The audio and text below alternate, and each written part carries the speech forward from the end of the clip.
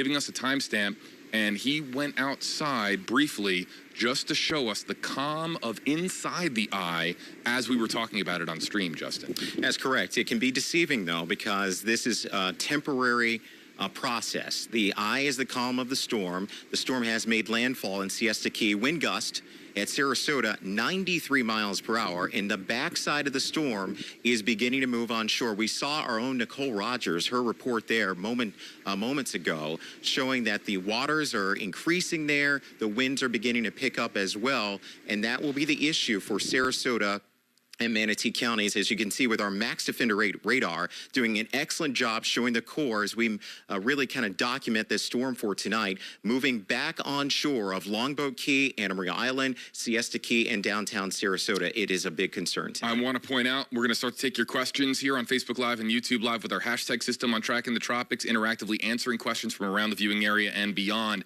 But really important to note, I'm going to say this twice, if you lose power, we are here in the Stream Center doing our best to provide you with information and keep you posted on the developments with Hurricane Milton as it moves inland and into central Florida. Let's get to the questions and comments that are coming in. From Carla, hey JB, I'm in Clearwater, still have power, the wind is strong, but not too horrid. Will it get worse than it is right now in Clearwater, Justin? As we look at the radar in Pinellas County, we can see that northern eye wall is definitely affecting Pinellas right now. I would say the eastern portions of Pinellas County and St. Pete dealing with some of the worst. But in Clearwater, yeah, things are gusty. We have probably tropical storm force winds there.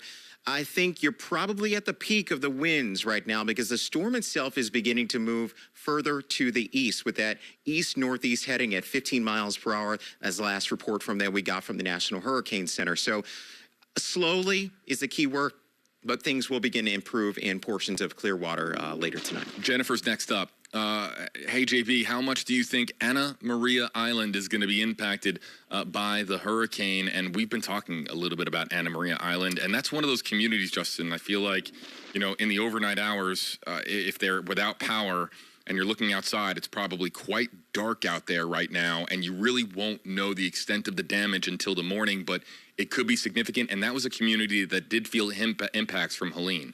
Big time, and hopefully no one is on Anna Maria Island for tonight. It's a very skinny island in Manatee County, and the surge is the big concern for our area, beaches, islands, and keys. In Anna Maria Island, took the brunt of the storm. We had 10 feet of storm surge in Sarasota tonight. We know it could be even worse on Anna Maria Island, and the conditions are once again going downhill with the backside of this hurricane moving ashore in Manatee County right now. Again, this is affecting a good portion of the Tampa Bay area. Everybody should continue to brace. All right, Fisherman's Wife on YouTube Live. Hey, JB, will the eye travel completely across Florida? I think really what the question is trying to get at here, what Fisherman's Wife is trying to get at, is how intact the eye wall will be as it moves inland and across the state itself.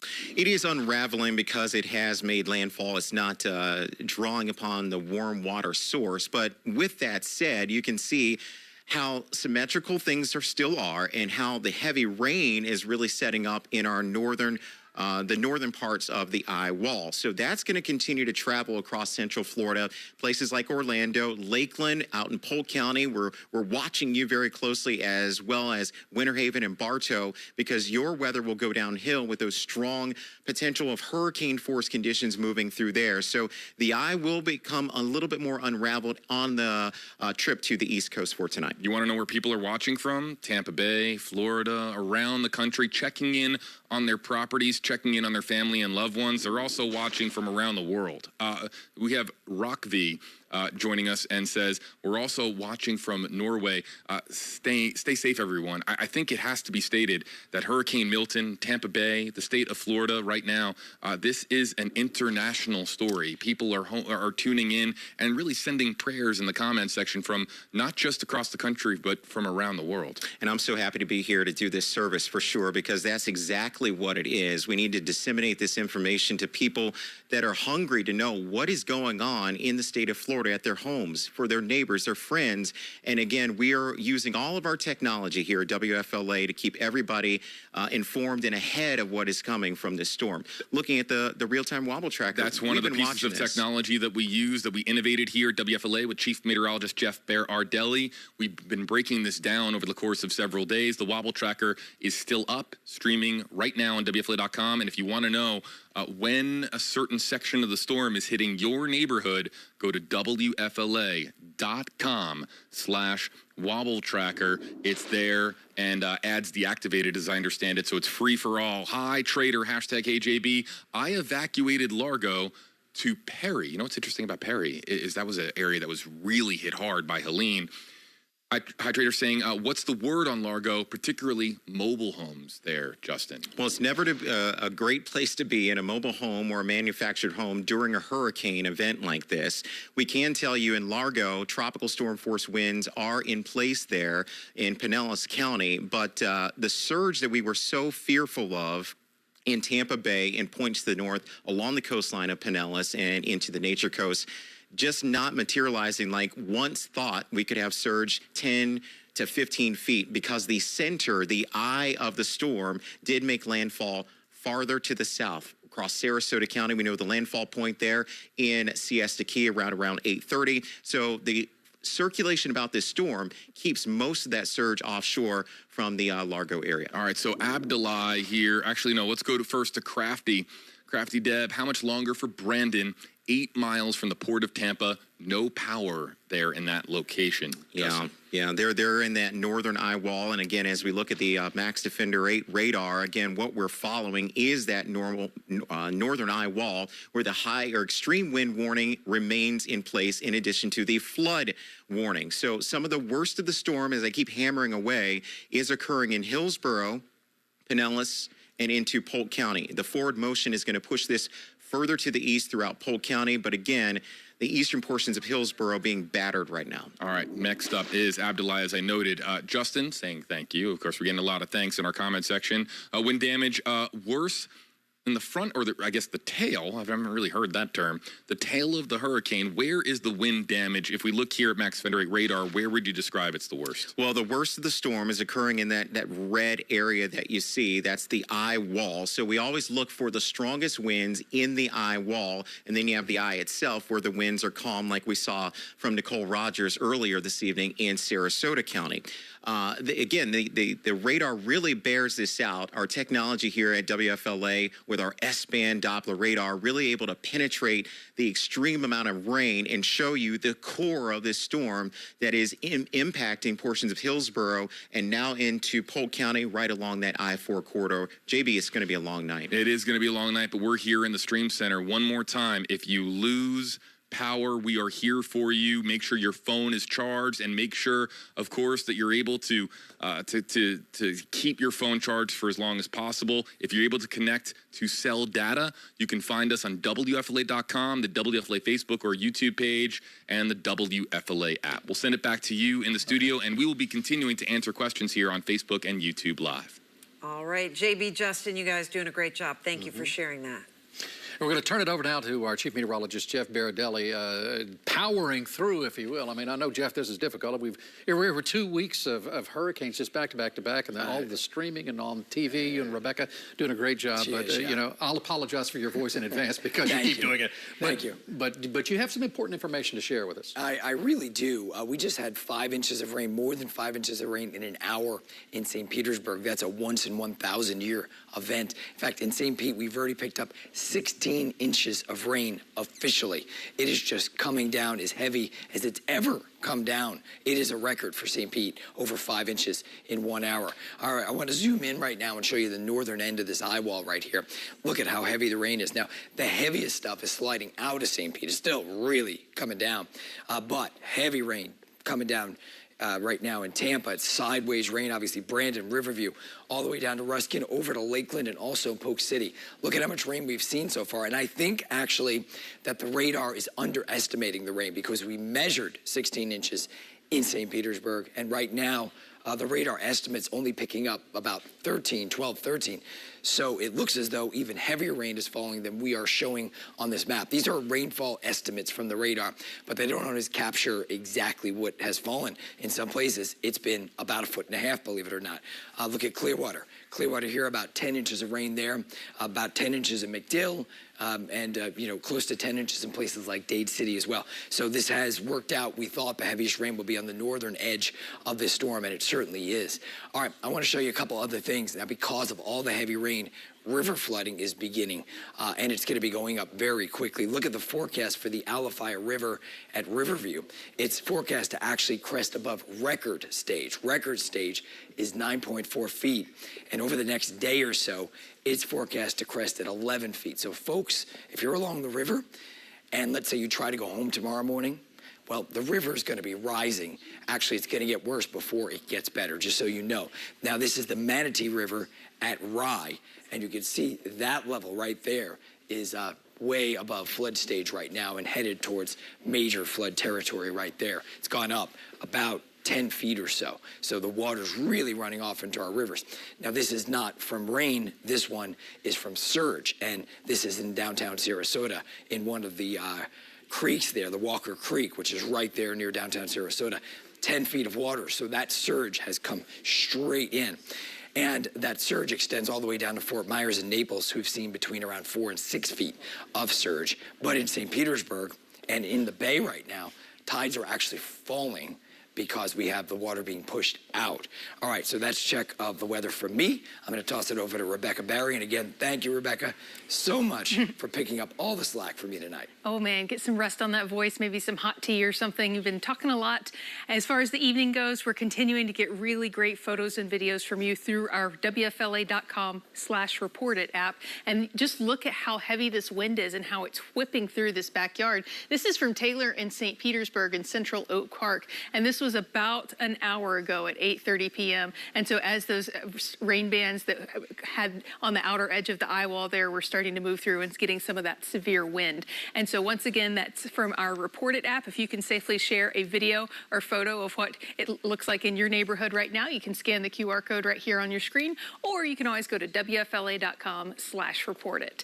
And so what we're looking at for the rest of the evening is a very similar scenario playing out for us here. And that's when we're going to see the continuous rain bands pushing through, making their way across our area. And that makes for the potential for these areas to see not only power outages, but also a lot of wind damage. And so the wind damage with this is going to continue to, unfortunately, blow those transformers, cause those trees to fall over, and also make for the potential for the damaging structures, especially areas like sheds. Unfortunately, my clicker's not working, so I'm not going to be able to advance through this show for you here, but we are looking at the potential for those winds really whipping past, especially over the next couple of hours. We're looking at, and Jeff's going to save us. Oh, no, they switched to the Weather One graphics. Oh, wait, no, go back.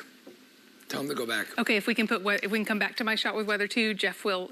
And so that's the QR code right there on your screen. If you want to send us those photos or videos, we really appreciate all of that information, but we do want to urge you to be safe. And so we've got 115 mile per hour sustained winds. So we got that update. It's down to 115 miles per hour. So that's the good news. It's still moving to the east-northeast at 15 miles per hour. So it's moving very, very fast. It will become a Category 1 hurricane over Polk County and then make its way into the Atlantic as a tropical storm very early tomorrow morning. And so the center line of that path is where we're going to see the swath of damage, especially those most damaging hurricane force winds over the next couple of hours. And we're going to see the power outages line up with that as well. And so the wobble tracker perfectly predicting some of those wobbles there, letting us know what we could expect for landfall. And the surge is all going to be to the south of that line. So Sarasota all the way down to Venice. I was watching the storm surge reports come in on the National Weather Service chat showing some 10-foot storm surges in the Sarasota area and closer to 4 to 5 feet in Venice right now. This is our downtown tower camera. You can't see much, so they zoomed in on some of the light poles there. We still got one light pole that has electricity, but the rest have gone out, and they're just whipping there in the wind. And I'm hoping our St. Petersburg camera is holding with us. I was impressed that it was with us as long as it is, and it is. It's looking from downtown St. Pete here, and you can see some transformers blowing or possibly some lightning off in the distance, as well as the winds really, really whipping. At that rain gauge, they've got 9 inches of rain, but a lot of times wind-driven rain does doesn't get measured very accurately. This is our in-house forecast model showing the eye moving over southern and eastern Hillsborough County, moving into Polk County. This is by 10 p.m. And so the heaviest of the winds by 10 p.m. through Pinellas and Hillsborough and back down into Manatee County there, because we know that the heaviest winds right now are in the northwestern corner of the eye. As this continues to move towards Polk County, those very heavy rains continue in the areas that have seen the most rain. We're talking Pinellas, Pasco, northern Hillsborough. Meanwhile, the eye is all around Lakeland, so you'll get some really heavy wind gusts on the back half of that eye moving through. Meanwhile, the rains continues to develop over our Pinellas, Hillsborough, Pasco County areas. The eye will move past Orlando and closer to Titusville by 5 a.m. tomorrow morning, and that's when we finally get a break. So you're going to see heavy rain through 4 or 5 a.m. tomorrow morning in Pinellas, Hillsborough, and Pasco. So we're going to see a ton of rainfall flooding as a result. Now, behind this, the weather's going to clear out really quickly tomorrow. We're going to dry out quickly. We'll get breaks in the rain and then breaks in the clouds, a little bit of sunshine, and a very strong northerly breeze. That's going to bring down cooler, drier air. That's going to lower our dew points, lower our temperatures, and actually bring us our first taste of fall. So the silver lining is, for those of us without power, it's windows open weather. It's not too hot while we're starting the cleanup during the day, and at night we're going to be diving down into the 60s, all because of those northerly winds, which do continue into the weekend. As far as what you can expect out there next, it does look like we're seeing the 8-day forecast pop up for you here. And so what we're showing is that we're going to see widespread chances for rain tomorrow morning, but then look at how it drops off and look at these overnight temperatures in the 60s. Now, we do ease back into the 70s for Sunday morning and Monday morning, but even by Tuesday and Wednesday, we're back in the 60s. We have some isolated chances for rain by then, but on the back half of the system, we're actually kickstarting our fall forecast, and we're probably not going to see the return of those summertime rains that plagued us for so long. It felt like rainy season stretched on forever this year, and this is the punctuation mark that's ending rainy season. So I'm leaving you guys with a look at that nice cool start that we'll see on Friday morning in the 60s and several mornings where we have windows open weather to recover from this storm. All right, well, we are still getting a lot of video in. Rebecca, Jeff, thank you for your continuing coverage. This is a tree snapped in half in Sarasota. I imagine when daylight comes around, we're going to be seeing a lot of this. The video is from Chris Bovell in Sarasota with winds blowing, and he did catch that tree that snapped down there. And we're getting more videos to our reported tool. News Channel 8's Paula Suro has been going through many of the photos and videos that have been sent in by viewers just like you. So, Paula, we'll let you show us some of those. Yeah, Keith, Stacy, we just saw a little bit that was sent in, but now that the hurricane has made landfall, we are receiving more of those pictures and videos. Now that it's later at night, we also are getting darker videos, but it's also because a lot of people have lost power. And I know we have reporter stations all over, but let's take you to different areas in our community through these videos that we're getting in. So let's start in Seminole. Ian Westlock sent us this video. Just look at the waves there. They are whipping in. You can see how all those waves are hitting against the pier right there. And we are getting reports that there are more than 2,000 people without power. That's in Seminole Heights. That's all according to TECO, however. Next up, we have video at the Maximo Marina. This is in St. Pete. You can see the strong winds and the rain impacting the power lines. You see the flicker of light right there in the middle. It also looks like the flooded streets there. You can see the storm surge is really impacting the area there. Well, Duke Energy is reporting 228,000 people without power in Pinellas. Next up, we had the Bradenton Riverwalk. This is Manatee County. Carlisle Jean sent us the video. As we were mentioning, you can see the waves slamming into the boardwalk. Now, Peace River Electric Cooperative is reporting 33,500 consumers without power there. That was about 15 minutes or so ago. So we'll bring you more updates on the power outages in all of these areas. But of course, if you are in a safe location and you can send us your pictures and videos to our reported platform, please do. We'll try to feature them on here. It's available on WFLA.com/reported. Guys. All right, thank you, Paula. We have some more video we can show you right now. Eli Trumbaugh of Wesley Chapel sent us in some winds whipping through his back patio area. You know, they have all these screen enclosures all over the Tampa Bay area, and sometimes when the heavy rains come, they blow away. This one's standing up to it, but as you can see, the rain's coming in every direction. And this is another video from Wesley Chapel, courtesy of Raj Reddy. You can see the wind and the rain whipping around there. Really not safe driving conditions. Hopefully nobody is venturing out in this. They don't want you to because of the standing water, the debris that is speckled all around our area, not to mention just the danger with the storms out there still. And I don't know if we have any more video. There's just one more shot. We can see the palm trees just blowing in the wind. Again, this is in Wesley Chapel. But we want to get back out to Jeff Patterson because the last time we checked with him, it was the gusting and blowing the rain so hard. He had to seek cover. So, Jeff, I don't know if you're still out there or not, but he's in Davis Islands, or at least he was. Yep, he has found cover He's found his car. in the Storm Chaser car. Hi, Jeff. Good evening, Keith and Stacey. Yes, we actually had to move off of Davis Islands because the water was coming up on Davis Boulevard, and it was not because of the storm surge, and I'm going to show you why in just a second, but the water was rising just because of the rain that has been intensely coming down. So we are now in the Max Defender 8 vehicle. I want to show you a shot outside. Take a look at this, you guys. It's kind of in black and white. What you're looking at there is Old Hillsborough Bay, underneath the Davis Islands Bridge, and what you're seeing is the mud. That's where the water normally is. As a matter of fact, we're not too far away from where they normally dock the Jose Gasparilla. We are looking at the fact that the storm surge has gone negative in our area, and the wind has pushed the water out of Old Hillsborough Bay, in fact, out of Tampa Bay, and so we're now seeing just mud. You could, I wouldn't, but you could basically walk from here on Bayshore Boulevard across the Tampa General Hospital. I will tell you that the rain and the wind has been so intense where we are sitting right now that it's been moving around this large vehicle, and we are sitting right now underneath the cover of the bridge going over to Davis Islands, but the wind is so intense, we're getting shaken side to side. Take a look at these images, you guys. It's just incredible. And as we look down Bayshore Boulevard, there is some minor street flooding on Bayshore Boulevard. Thankfully, not the kind of intense storm surge and flooding that we saw during Helene.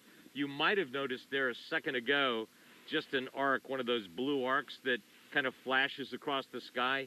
And from my experience, I can tell you that typically happens when transformers in the area start to arc, and that's when people start to lose power. Take a look there. You can see the lights are still on. The street lights are still on Bayshore Boulevard. I'm looking up at some of the homes in the area, and I can still see the power on in the area. I have a friend who lives not too far from where I'm located. I just texted him to see if the power is still on in his house, and he said, I have no idea. I'm in Georgia. How are you? Thankfully, a lot of people have evacuated this area, but look at the intensity of the wind there and the rain just coming down. So we're going to keep monitoring this, but for me, it's stunning to see Old Hillsborough Bay and the water just completely out of here. Back to you guys. Well, and the wind that's coming along with it, Jeff, just pushing it off of Bayshore Boulevard. The rain is just so intense, and you're talking about that vehicle there. I mean, several thousand-pound structure. We're looking at your video one more time as the rain just washes across the street and out of the bay. That's actually a live look from our tower cam of Bayshore. So you can kind of see the wind and the rain and the conditions there right now. Nothing you want to venture out in. As you said, Jeff is in a specially made vehicle for storm chasing, so he's safely inside now after we saw him battling the rain and the wind out in about a knee-deep water there in Davis Islands. Ty Russell is still along the Hillsborough River, though. We want to go check in with him one more time and see how things are faring on that front. Ty. And let me tell you, Keith, the sheriff of Hillsborough County just sent out a message on X telling everybody it is not safe to be outside. There's no reason to be outside right now. So he is urging everybody to stay indoors. I will step out of the way just to give you a better picture of where I am. This is, of course, you're looking at downtown Tampa. We've been here for several hours now. Thank goodness there is still power in this area, but the wind is picking up. There's a strong gust moving through right now. This is causing that rain to move sideways. That's why, thankfully, we are underneath the shelter here, and we are blocked as well by a large apartment building that's keeping some of that rain from hitting us and our equipment to continue giving you these live pictures. I was able to walk closer to the river within the last 30 minutes. And I sent our news team a video just showing that the river, it is moving quickly, but it's moving, of course, away from this area. And we want to continue to see that. That's what we were expecting because, of course, during Helene, we saw the water move into neighborhoods, into homes and businesses. But the wind has definitely been picking up in this area, if we look closer to that garage, that just paints a clearer picture of what we are dealing with in downtown Tampa. And let me tell you, these wind gusts, they are really strong, so strong that it's hard to stand up out there, which is why we are underneath the shelter in this patio. We've been seeing the trees move back and forth. We've been seeing the rain sometimes because of the wind hit some of the signs around here, and we can hear that pounding on the signs. Thankfully, again, we haven't been seeing many people out on some of the roads. I know you can't see in this vantage point because, again, we're staying out of a dangerous area, but I can see with my own eyes that there are no cars on the roads around here. We haven't seen a single car within the last hour or so. Possibly first responders are still out there, but we haven't seen any vehicles. And so it seems like everyone is heeding the warning from officials. They are staying inside. They are waiting. Again, we are expecting this wind, this hard pounding rain to continue over the next several hours. I know a lot of people are concerned about the flooding since it has been raining for so much over the last several hours. Fortunately, we are not seeing much ponding where we are, but I'm sure as soon as daylight hits tomorrow, we'll be able to see more of those hard-hit areas. I have been monitoring updates from officials from Tampa and officials throughout the county and Hillsborough. So far, like I said in my last live report, there were only those power lines down in East Ybor or just right outside of East Ybor. So far, I'm still waiting on updates to see what officials are seeing. Again, it's really hard to see because it's dark and people don't want to be out surveying the area at this late hour because you don't know what may happen. A traffic light could fall. Anything is possible when these strong winds pick up. But we will stay out here and we will continue to monitor conditions. And of course, for the viewers out there, for those who are watching and listening, we will continue to also stay safe because we are in evacuation zone A. But for now, we are live in downtown Tampa. Ty Russell, 8 on your side.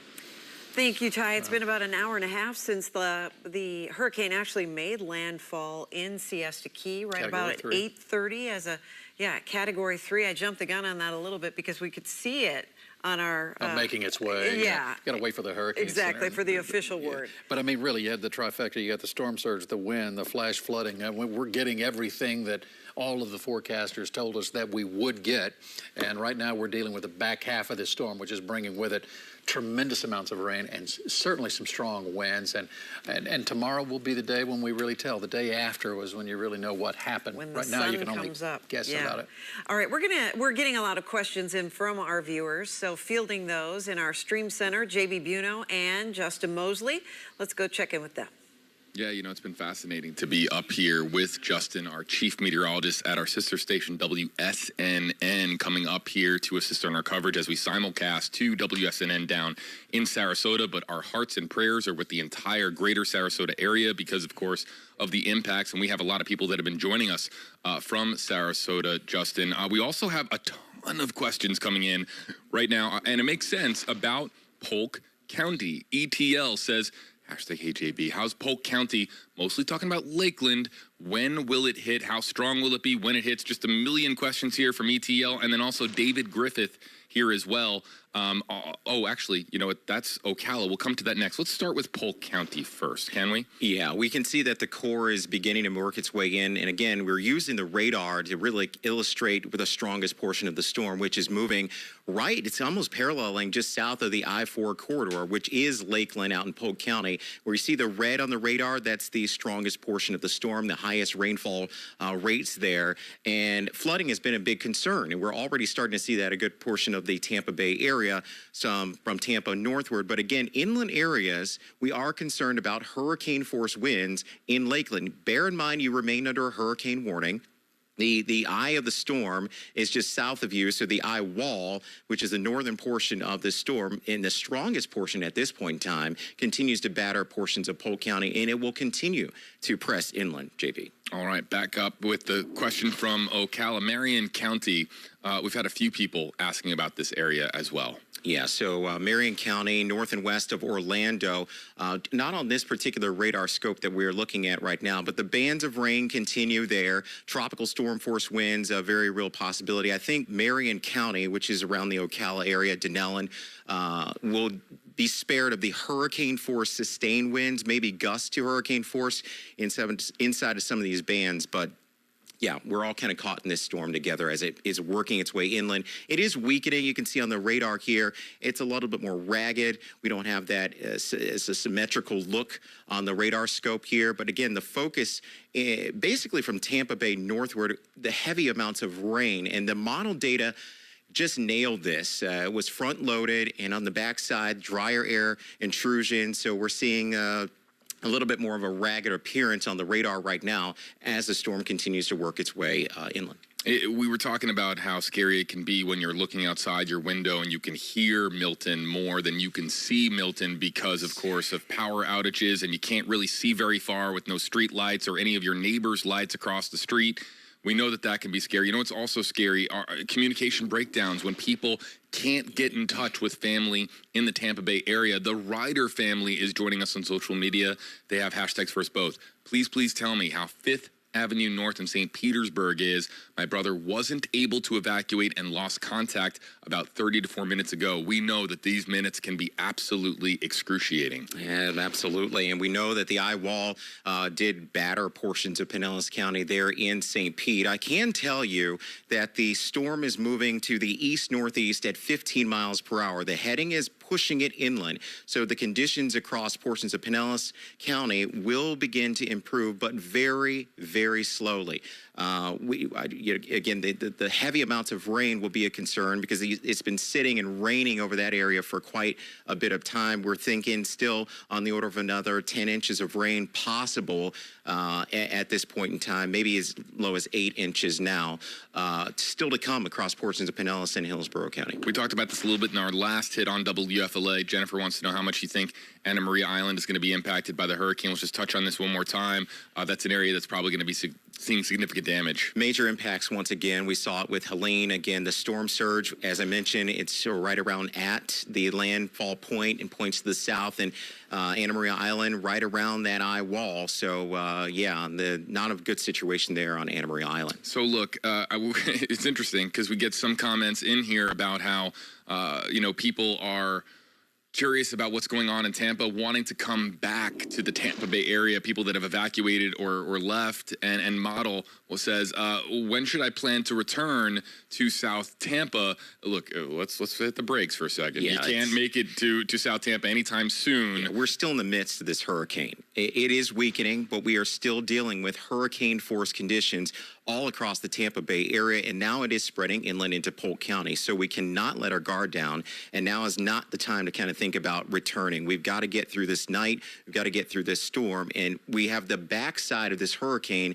still yet to get through. Now, Sarasota and Manatee counties already dealing with the backside of the storm. Looking at the reports, 102-mile-an-hour wind gusts at SRQ from the northwest. That is the backside of the hurricane. The strongest report before that was an east wind at 93 miles an hour. So again, stronger winds are being felt on the backside of the storm, at least at the reporting site there at Sarasota-Bradenton International Airport. So a lot of folks did venture out to survey the damage. They're also curious during the eye of the storm, but hopefully everybody is back sheltering in place because we've got a ways to go on the backside of this hurricane. So tons of questions all of a sudden about Northport. Let's do it. Whitney wants to know.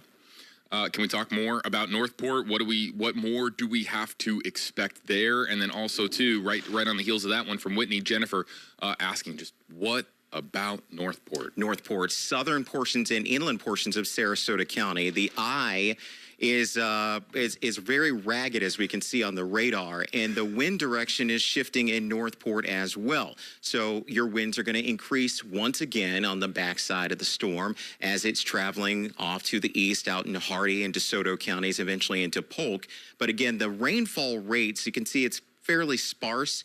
From a radar return aspect, we don't see that shield of rain on the backside. That's simply due to the land interaction and drier air that's been entrained in the circulation. So Not expecting the rainfall amounts that we saw from Tampa Bay northward, but certainly very strong hurricane-force winds continuing around Northport. We mentioned certain towns, and your heart falls into your stomach because you're thinking about, my goodness, based on what we're seeing on these weather graphics, you can only imagine what is going to be left when the sun comes up. And one of those places is Longboat Key. And we're sending prayers for Longboat Key because that is in a really problematic spot. One located, of course, Barrier Island location, running out of fingernails to chew on, says Linda. Any update on the south end of Longboat Key? I mean, it's going to be hard to say, right? Yeah, I mean, Longboat Key, got battered with previous storms. We saw a lot of damage from Debbie, Helene, and here we go with Milton now. And the south end of Longboat Key, that's pretty close to St. Armand Circle, Longboat Pass right there, if you're familiar with it. Again, very high storm surge. We had a report in Sarasota, 10 feet of storm surge. With Helene, it was 7 feet. That was a record amount of surge moving into Sarasota County. And it's been many years, since the 40s, since we've seen a landfall in Sarasota County of this magnitude. So this is a historic night that we continue to document and hopefully keep all of our listeners and viewers ahead of what is to come, especially for inland communities for tonight. We'll answer this last one really quickly, Justin, because only a few more seconds left. Sarah says, hashtags versus both. We talk about how Florida is often, it feels like it's separated into 5 separate states because of how big it is. Well, this is a question from a different section of the state. What should we be expecting overnight in the northeast area? St. Aug, Jacksonville, they're monitoring the storm up there. Absolutely. It's a very large and far-reaching storm with a wind field that continues to expand as the storm is now on shore. It's beginning to unravel, and the wind field continues to expand. So storm surge is an issue up along the first coast of the state, Jacksonville, down to St. Augustine, in addition to the risk of tornadoes coming in off of the Atlantic Ocean. Feels that frictional component. We have strong winds aloft, weaker winds at the surface. That gets a lot of rolling motion going on. So very active in Jacksonville, St. Augustine area. They should brace as well. Hurricane warnings in place for the northeastern portion of the state. Yeah, expected to maintain Cat 1 strength across the state or still have Cat 1 strength Despite at the end. the center working its way well south of Jacksonville. It should exit our state around Brevard County Space Coast. For Justin Mosley, I'm JB Buno. We'll continue to answer questions on WFLA.com, the WFLA Facebook page, the WFLA YouTube page. If you lose power, we are here. Make sure your phones are charged. Join us on our website and our social media platforms, and we will keep you posted with updates on power outages, when you might get power back, and, of course, updates with Hurricane Milton. We'll send it back to you in the studio. All right, thank you both, JB and Justin. Speaking of power outages, I was just looking. It looks like 1.3 million people in Florida, or at least customers in Florida, are without power. That number expected to rise. Also, I found it interesting that after President Biden's news conference, he called the mayor of Sarasota just to reassure them that the federal government will be there to bring supplies. And, there's a lot of people waiting for the storm to pass, but right now it's bringing major wind and rain, storm surge across the entire state. It sure is, and that storm made landfall, of course, at 8:30 tonight, right at the area of Siesta Key, very near the SRQ Airport, Sarasota Bradenton International Airport. Our team coverage continues now. We want to check in with our chief meteorologist, Jeff Berardelli. Actually, we're going to go to Rebecca Berry. We know Jeff is efforting getting his voice going again. We sent him upstairs for some hot tea and honey in hopes that that voice can get back to its normal levels, because unfortunately we've been talking so much on air lately about hurricanes. His voice has left us for the evening, but he'll be back in a little bit. As far as what we're seeing on Max Defender 8 right now, the heavy blinding downpours from Pinellas County up into Hillsborough County, up into Pasco County, and now starting to edge into Polk County as well. We're seeing reports of a lot of rainfall flooding, like Jeff Patterson and Davis Islands. That's not storm surge. That's just we're getting so much rainfall right now, we can't handle it in terms of the drainage at that rate. When we talk about rainfall flooding, we look at 2 factors. One, if a ton of rain falls, so the amount of rain, but also the time, the duration that you get that amount of rain in, because we all have drainage systems, but a lot of times the rain is falling faster than those drainage systems can keep up with, and that's when you get the rainfall flooding as well. Unfortunately, for Pinellas, Pasco, and Hillsborough right now, and even into Polk County, we're getting both. Not only a ton of rain, but also a ton of rain in a very short amount of time. Jeff pointed out that we had that record rainfall of over 5 inches in an hour in St. Pete, and so we're going to continue to break records in that aspect, unfortunately, in terms of rainfall, because this rain's not really going anywhere for a couple of hours.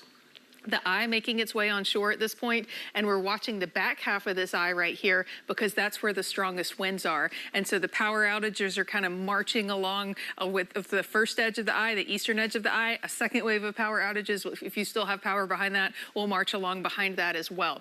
Heavy rain stretching all the way down I-4 to Brandon, Polk City, all the way to Brandon into Tampa. The only good news is that we're seeing a little bit less red over Pinellas County. They had intense downpours over Pinellas County for hours, and we're just seeing more moderate to heavy rain instead of extreme heavy rain right there right now. The extreme heavy rain right now stretches from Riverview to Brandon up to Polk City. That's where we're seeing. But we still have pockets of that very heavy rain stretching from along 19 there all the way down to Clearwater and in St. Petersburg as well. And so let's talk about some of the rainfall totals that we're seeing out there. And this is radar estimated rainfall totals. And we'll get better rainfall totals when people measure their pools and those sorts of things because we don't get great rates of rainfall driven rate because a lot of the rain misses getting into the rainfall sensor. And so radar estimated rainfall totals oftentimes provide a good picture. 12.5 in South St. Pete, 9.6 inches of rain in Bradenton, 6.4 down in Sarasota, 10.7 inches at the MacDill Air Force Base in South Tampa, pretty close to that in Clearwater at 10.2, 8 inches in Lakeland so far, 8.3 up in Carrollwood, 10 inches over closer to Zephyr Hills right now. And so this will cause flooding, unfortunately. This swath of rain, it's going to continue traveling northeast. And so we'll see similar rainfall totals in Lakeland, eventually Orlando, and eventually exiting the coastline of the state as well. And so that's the rainfall flooding to the north of the eye. We also have the storm surge flooding to the south of the eye. The good news, it's down to a Cat 2 with 110 miles per hour sustained wind. So it finally weakened out of major hurricane status as it's barreling towards Polk County next. It's moving to the east-northeast at 16 miles per hour. That's fast for a tropical system, but we'll take it because that means our conditions will start to rapidly improve. It is expected to further downgrade to a Category 1 hurricane by 2 a.m. over Polk County. That eye will move over Orlando and exit our state as a tropical storm, moving back out over the Atlantic. And so the scenario that's playing out with the landfall location that we're seeing right now is the scenario of reverse surge across the bay and the southern surge across Sarasota, Venice, Inglewood, and Port Charlotte. See, air goes counterclockwise around a low pressure system. It's the opposite for a high pressure system, but it's counterclockwise for a low pressure system, at least in the northern hemisphere. And that travels closer to, and so we saw that kind of Sarasota, Siesta Key landfall location. That means to the north of the eye, we saw offshore winds. That's why we're seeing the reverse surge across the bay. I'm sure you remember a couple of years ago, we saw those images with that previous hurricane, and it just looked kind of creepy and eerie. And so it's dark right now, so we're not getting good images of that, but a lot of the bay is dry right now. Now, the exception to seeing a little bit of surge in the bay is the fact that the water's blowing across the bay. And so the high tide at the St. Pete Pier after midnight may be higher than normal because the water is blowing up against the eastern edge of St. Pete and kind of getting trapped there. And so that's the only exception, but it'll be nothing like the surge that we would have seen if the eye had gone a little bit further north and funneled all of that water into the bay.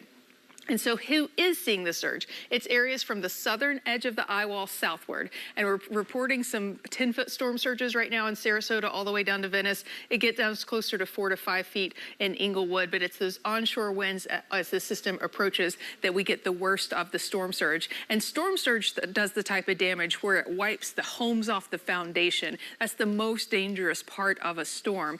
If the storm overtakes structures, it does the most damage, unfortunately, especially on those that were built before prior codes. And so that's one of the issues that we'll be dealing with. Oh, our St. Pete camera froze. It stuck with us for a long time. Let me change and see. Let's take a little tour of cameras here and see who's still with us. Sarasota camera, not with us anymore either. And so our cameras are just like your houses. Sometimes they go down. Newport Richey went down. It looks like they still had power there. The Veterans Ford also not with us anymore. I don't think we're going to see many. Marina Point right there near the Gandy Bridge, certainly not going to be with us. But our Winters and Yonker camera is, and so this is how Bayshore Boulevard looks right now, and this is not storm surge, this is rainfall. And so look how flooded it is. Now this is a floody area. We have done this a couple of afternoons this summer from summertime rainstorms, and so we certainly would expect to see flooding here. We can see the signs kind of going in the wind here, as well as the waves of wind across the water there as it moves closer to the bay. It doesn't look like it's over the green water yet, or over the green grass yet. It looks like it's not crashing. It looks like it's crashing right there at the tree line. And so we'll continue to watch those cameras out there.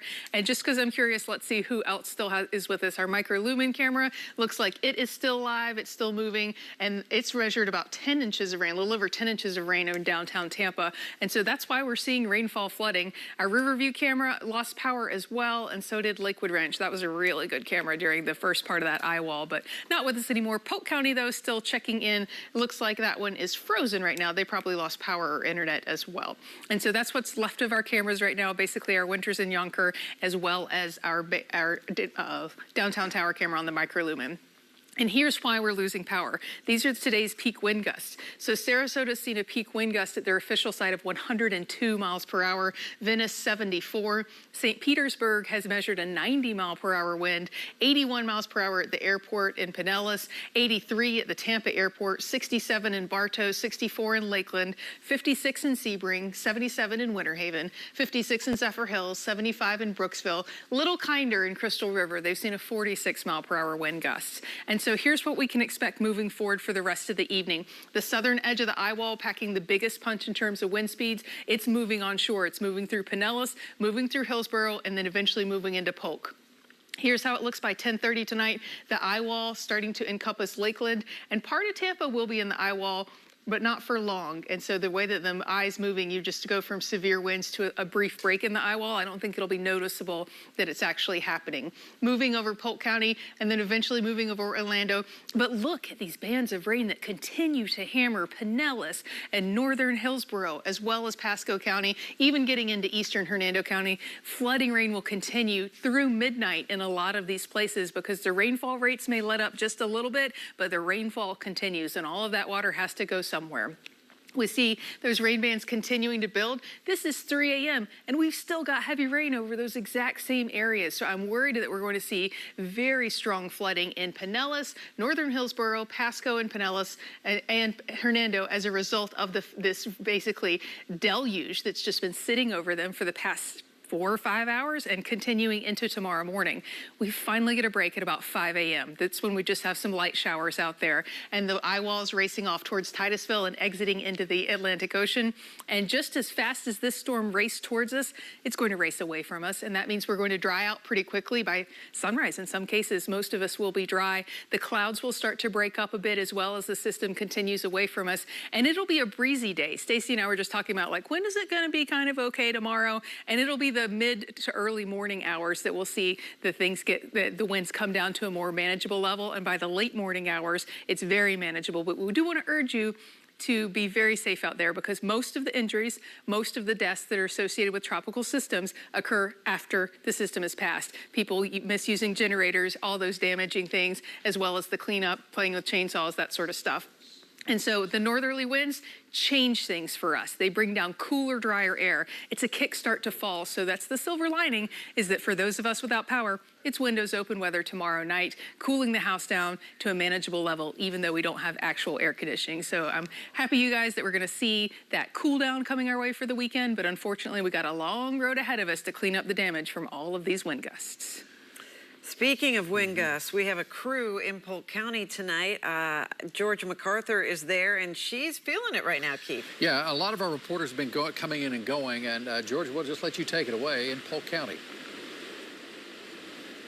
Keith and Stacey, as you can see, there are very powerful wind gusts right now. I mean, it is coming down very heavily. Just a few minutes ago, we could hear the whistling sound from that wind pickup, but take a look at how powerful it is. We have a few down trees, including the limbs that are down here, as you can see how strong that wind gust is coming in. We're also hearing we have quite a few 911 calls for electrical emergencies, meaning a lot of down power lines. We hear that more than 20,000 Polk County residents are without power right now. But as you can see, as I'm standing in the midst of these conditions, this wind is really starting to pick up and the rain is coming down very heavily. So I just want to remind people, this is why first responders are urging people to stay inside as you hear these winds start to pick up right here in downtown Lakeland. Stacey, Keith. All right, Georgia, do your best to stay safe out there. I know it's difficult. It's kind of like where she is located right now. This is kind of the front of the storm that we had in Tampa maybe about an hour and a half ago. So right. The storm is now making its way, sawing through the state of Florida. Boy, and you know, the whole state's really going to feel it. It's really a one by the time it gets over kind of by Orlando. It's like the I-4 corridor. It really If it was political, it would be like this. You know what? It's the one time I-4 is probably not bumper to bumper. Maybe so. Thank goodness the roads are clear. And we're keeping a close eye on the Hillsborough River. You and I were just talking about that. It's very low right now. Many neighborhoods and roads were greatly impacted during Helene. Not the case now. No, Ty Russell's been keeping a watch on it for us, and you've also been keeping up with the sheriff's office and other law enforcement officials. What do you got for us, Ty?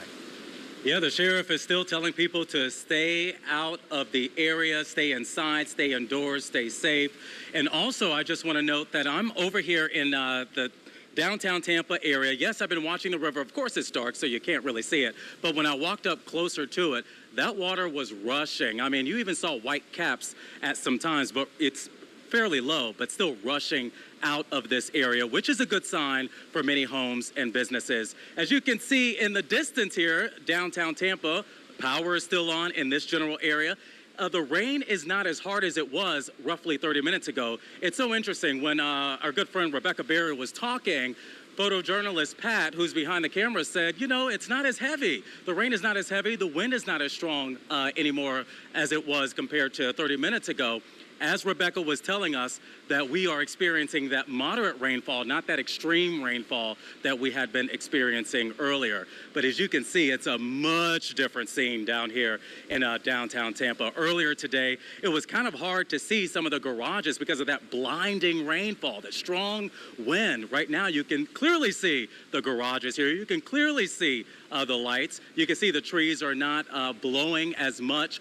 Now, right before this live shot, I must tell you, there was a strong wind gust where I was looking around because I saw the trees hitting some signs and I was hearing that pounding noise. So we were just watching our back to make sure that we stay safe. But that's the only kind of strong wind gusts that we've seen within the last 15 minutes or so. So things have calmed down here in downtown Tampa. A friend of mine texted me and said that the power is out over in her area of Ybor City. So it's a much different scene over here in the downtown area where there is still power. And then I've been monitoring reports from the Florida Department of Emergency Management, and something concerning jumped out at me. They sent out a warning for us to tell the viewers, yes, you're probably seeing some of the water recede in the Tampa Bay area, but they are warning people, do not try to leave your home and walk out into that area because, yes, the water may be low, it may be rushing out of here, but guess what? It will return. So they are urging people to stay inside, stay indoors, do not try to see it for yourself. That's why we are here trying to stay safe, to give you these live pictures as best we can. And we will continue to stay out here, and I'll continue to monitor any warnings from officials and pass those along too. But for now, I'll send it back to you, Keith and Stacy. All right, thank you, Ty. Want to share some more video of what we're seeing, and people are sending in to us. St. Pete, this is courtesy of Shelby Bachnick. You can see the different colored lights from transformers we assume are blowing. That little fiery spark, that is commonplace when you have storms like this, and it just triggers one next to the next to the next until it kind of finds a place where it can stop. So this, again, is out in St. Pete. We want to show you some drone video. This is from NOAA. You can see the waves crashing. That's the National Oceanographic Atmospheric Administration. Yep. I didn't want you to think it was a viewer named Noah. They say that they recorded a 28-foot wave in the hurricane as it passed through the Gulf. 28 feet. Wind gusts right there, about 76 miles an hour. Again, that's from NOAA. You know, we were talking to Ty a moment ago, then he went out and shot some video real quick, and you can see the palm trees blowing in the wind there. This is right above the Hillsborough River, and there's another shot of the water being pulled out. But lights are still on. So this is something we're going to continue to watch as we go throughout this evening. And tonight, several residents have managed to evacuate their home. They were escaping as they were supposed to do. And tonight we're hearing from some of those residents. Yeah, Josh Benson actually spoke with the manager of a hotel in Wesley Chapel who talks about just how busy the hotels have been. We're up here in Wesley Chapel at the Hyatt Place, and that's where a lot of people, as you can imagine, have tried to find a hotel room. The lucky ones did find a spot here. I am with Gerald here, the general manager. Good to see you. You have had a busy night, sir. It has been busy. It's kind of expected, so. Expected? So you say normally on a busy day, just a busy day, you guys are seeing a lot of people. What's it been like tonight? Almost a regular night, though, trying to make sure that we're keeping everyone's stress levels down and making sure our staff is like preparing and making sure we're doing what we're supposed to do to make sure everyone, our clients, and their stress level down with going through the winds and the storm going on right now. So that's what we're working on. And it's not every day you have a TV station knocking on your door trying to set up a studio in your hotel. So how has that been? It's been fun. Yeah, it's a learning experience for me as well.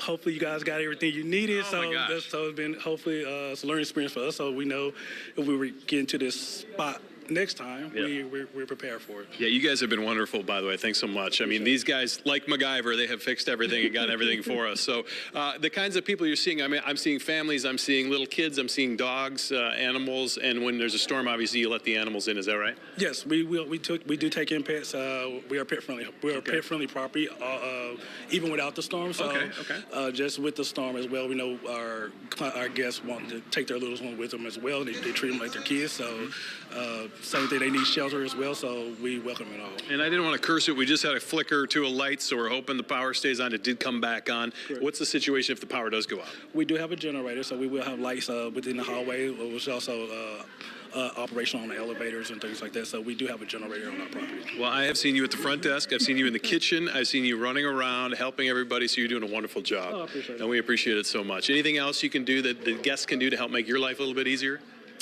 You're just in the hospitality business. I'm in the hospitality. It's in my blood at this point. So it's really about what we can do for the guests. So, All right. So that's how we look at it. So Well, the Hyatt Place up here in Wesley Chapel, a fine establishment that has helped us out a lot. Thank you again, sir. And I'm sure your night is just beginning. yeah, it is. It is? Okay. That's all we have here. We're going to send it back to you guys. All right.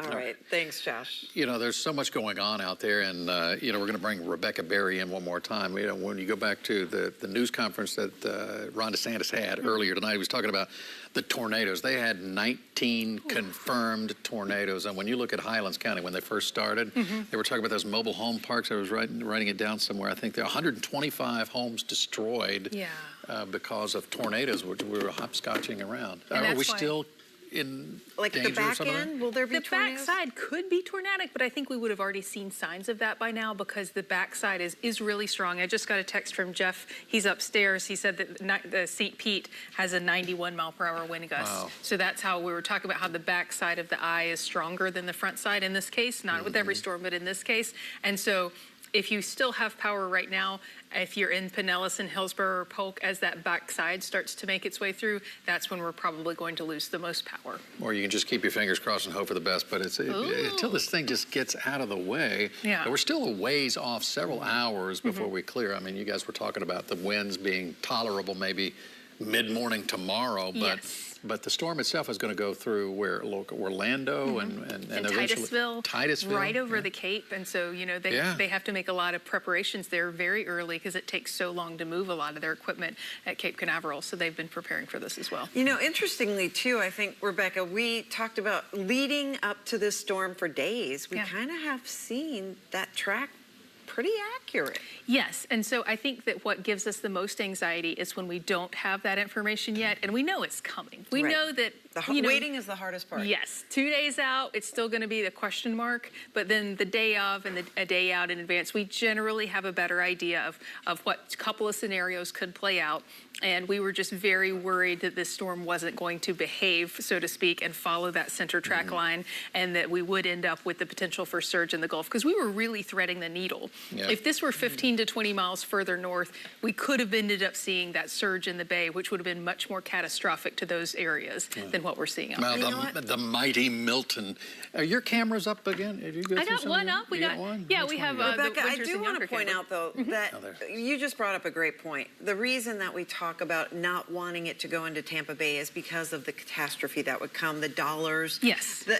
Can you explain that? Just we don't wish it on anyone. No. We certainly don't wish it on anyone. But especially when you are presented with a situation like the Bay, think about how wide the area of water is when you drive over the Skyway Bridge. So it would be like a funnel. So all of the water is moving into that area, being pushed by the onshore winds. But as the bay narrows, and at those narrowing points, like at Harbor Island and Davis Islands, like at the Hillsborough River, like up in Safety Harbor, that volume of water still is traveling northward. So even though it was taking up the space of the entire Skyway Bridge span, now it's taking up the space of less than a mile. And so that means the water goes up. And so that the Bay Area would funnel it. It would act like a huge surge that would be exponentially higher at those funneling points than what we could expect elsewhere. Much more loss of life, potentially, a much more expensive storm right into downtown Tampa, and much more devastating with that storm surge. Yeah. We were looking at your winter Yonkers. I get hooked on your cameras, and that was the one I was. Yeah. This is the one that looks over Bayshore Boulevard, I guess, where you can see. I saw and some it's lights wild that flickering. we're getting that just from rainfall. I know, is it not? Do you have some other cameras you can We show can us? try that. Let's see what else cycle we through got. them. I know that our microlumen camera is up, so let's pop that one up. Okay. And so look, over 10 inches of rain, and these rainfall estimates are not good measurements because they are. It could be more. It could be a lot more because not all the rain makes it in the rain gauge when it's this windy. But I'm going to cycle through a couple that are dead now, and we'll get back to our St. Pete one was up a moment ago, and so that was the excitement there because you could see the trees blowing around. And so Riverview's down. See you, Riverview. Yeah, I know. Lakewood Ranch is down. And we knew Marina Point was going to be down. Polk County froze. It's still a nice picture, but it froze. It's just not moving anymore. St. Pete, Look it's at that. back. Wow.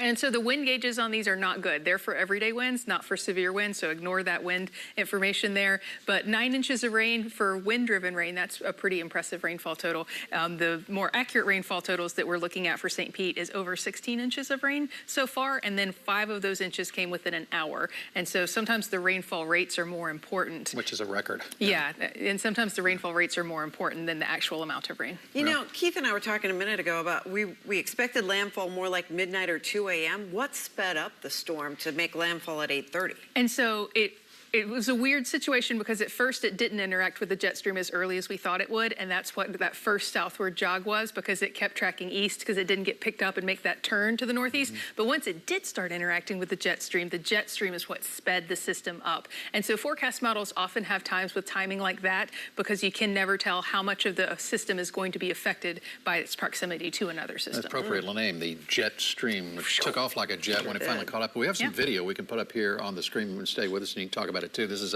from a viewer in Land O'Lakes at Wilderness Lakes Preserve. And you can see just how forceful the wind gusts are. I'm not sure exactly what am I looking at there. Is that a? That's one of the pool cages. Okay.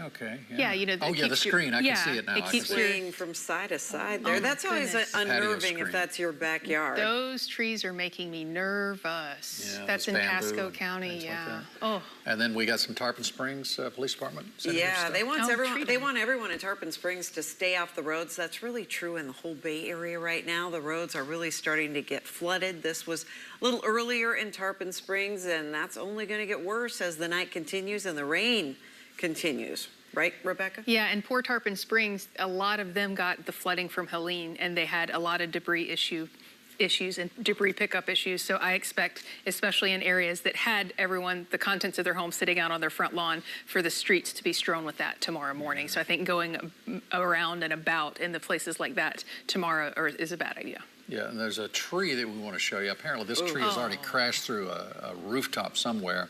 And that's one of my bigger fears. This is St. Petersburg, it looks like.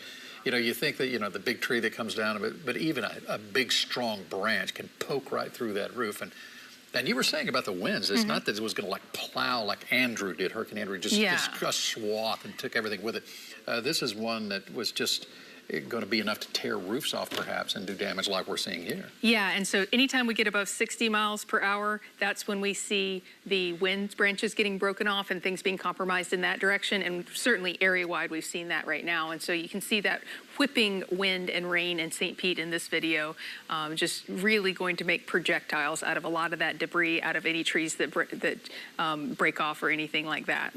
Rebecca, I'm just curious, what do you think we're going to see when the sun rises in the area where landfall hit in the Siesta Key area? So I do expect that structures that were not up to code for storm surge and hurricanes will be heavily compromised. If not, that's when you get the structures that collapse, some of the older homes and that sort of thing. Newer homes that are built in storm surge areas typically are built elevated, and they're built to withstand this type of an event. If you remember back to the aerial footage from Hurricane Michael in the Panhandle, it was a much stronger storm, but it did hit kind of a fishing village. And so you saw a lot of the structures wiped out, and then, you know, every once in a while you'd see a home that looked like nothing happened to it. Because it was 12, 14 feet above Yes, and so sea level. that will be the trend moving forward. If we're going to continue to build in areas like this, it will be elevated, it will be robust. I remember the first time I started seeing houses being built, because, you know, FEMA came out with the new rules, and you got to have this plus an extra foot and that sort of stuff. It just looked odd to me, but now it's become the new normal. It's like every house you see is like, you know, After 8 the to 10 last feet 2 above. weeks, that's all you're going to be thinking about when you see all these houses right at the level. All right, I don't know, do you want to go check on your weather a little bit more, and Yeah, we'll look at a few more absolutely. Thank you. videos here as we keep moving forward. From Wesley Chapel, this video, we're going to show you again another pool cage that is hanging on, but the wind and the rain still doing a number. This is a backyard on a patio, wind blowing in every direction. I think we have another one from Wesley Chapel. This is Raj Reddy who sent this in, the wind and the rain whipping things around there. It just goes to show, even though you're inland a pretty good degree, this storm, it doesn't matter. It's not like one that skirted the coast. It's going right on through Florida. And that's the video from Wesley Chapel, where all that rain is. We saw Josh, and we've seen Eileen Natchik up there, and that rain is coming down hard, and they're getting torrential downpours. We're talking, you know, that 10+ inch rain, which is going to create some flooding. I mean, I used to live in Wesley Chapel, and you think, well, you'd be safe in high ground. Not always the case. There's water that can come your way, right over and it. especially when it's coming down from a storm like this one. Speaking of Wesley Chapel, we're going to go back to our Josh Benson. He's there with meteorologist Eric Stone. And guys, you've been watching things from that perspective up there. You're kind of our backup studio if things went awry down here. Tell us about your night. It's been interesting. I guess we could say that. We've sprung a leak in the building, so there's water coming in, but it's controlled. It's a slow leak, so we have that under control. We have a big breaker outside. Yeah, a transformer that keeps that's on buzzing every 10 minutes or so. Popping like every 15 minutes, and every time that happens, it resets the We still have Wi-Fi. power, though, at least. We still have power. We're still working on graphics, but that's a bigger problem that we're going to work on getting back. But overall, other than that, I think things are going fairly well. Would you agree? You know, conditions a couple of hours ago were pretty bad here. That's when they really started getting going around 6 o'clock or so. And then once we got to sunset and after dark, once the storm made landfall, things really started to get busy outside. So let's take a look. I went outside and recorded this and show everybody what we're seeing here in Wesley Chapel. Hey everyone, I'm meteorologist Eric Stone. Right here at Wesley Chapel, the winds are really starting to pick up. We're seeing wind speeds almost to tropical storm force, and definitely wind gusting well into the tropical storm force range, I would say, about 60 miles per hour. And it's almost blowing me over, as you can see. These cars are really getting pressure washed. We've got a lot of rain. It's horizontal rain, in fact. And we've already had several inches. And here in Wesley Chapel, we are expecting another 12 inches of rain from Milton. And it's going to take a while before this wind and rain passes. I think by about midnight, 1 o'clock in the morning, things will finally start to calm down here. So we've got several more hours of these gusty rain bands coming in. And again, this isn't even the worst. It's going to get a little bit windier in the coming hours, about 9, 10 o'clock. That's almost a hurricane for wind gusts. I can't even talk. The wind and rain just being blown right in my face. So again, we're safe right here in Wesley Chapel, but we'll send it back to you. Need it yet. Leave this up for a bit. And I couldn't help but notice you were drenched. Why don't you tell the people what you did? What did I do? You went up on the roof, I think. Oh, well, no, we went on the roof a long time ago, about 6 o'clock. This shirt is not dry, though, just for the record. That wasn't the roof. That was just kind of going outside and checking out, you know, the wind and the rain kind of blowing inside. Yeah, I'm a meteorologist. He's an explorer, no doubt. I have to check things out. And the worst here is going to be within the next hour or so. So maybe we'll go back out, do another video, and show people how. Let's talk about some of these wind gusts. Lakeland 64, Tampa with an 83, St. Pete with a 90, and Sarasota with a 102. What do you think of those numbers? Yeah, that sounds about right. We were expecting wind gusts in the eye wall over 100 miles per hour, and that's what we got. Tampa around 90. So hurricane force wind gusts in many areas across the Bay Area, damaging wind, and of course, that rain, 12 to 18 inches, and we're seeing it outside right here in Wesley Chapel. And as you know, we have had some power flickers here. I mean, we still have power, which is great, but a lot of people are losing it. The latest number, 1.649 million in Florida without power out of 11 or so million that they're tracking. tracking, but this is updated every 5 minutes, I believe. So that's a pretty accurate number, and that's a lot of people. That's going to probably go higher. And this is the middle of the storm, so that is definitely going to go higher. I have so many friends from Lakeland, from Brandon, Valrico, talking about roofs leaking, water getting into their house. There's just, unfortunately, a lot more rain in the next several hours till early in the morning. Now, if you are at home and you're kind of stuck and you're a little worried because your power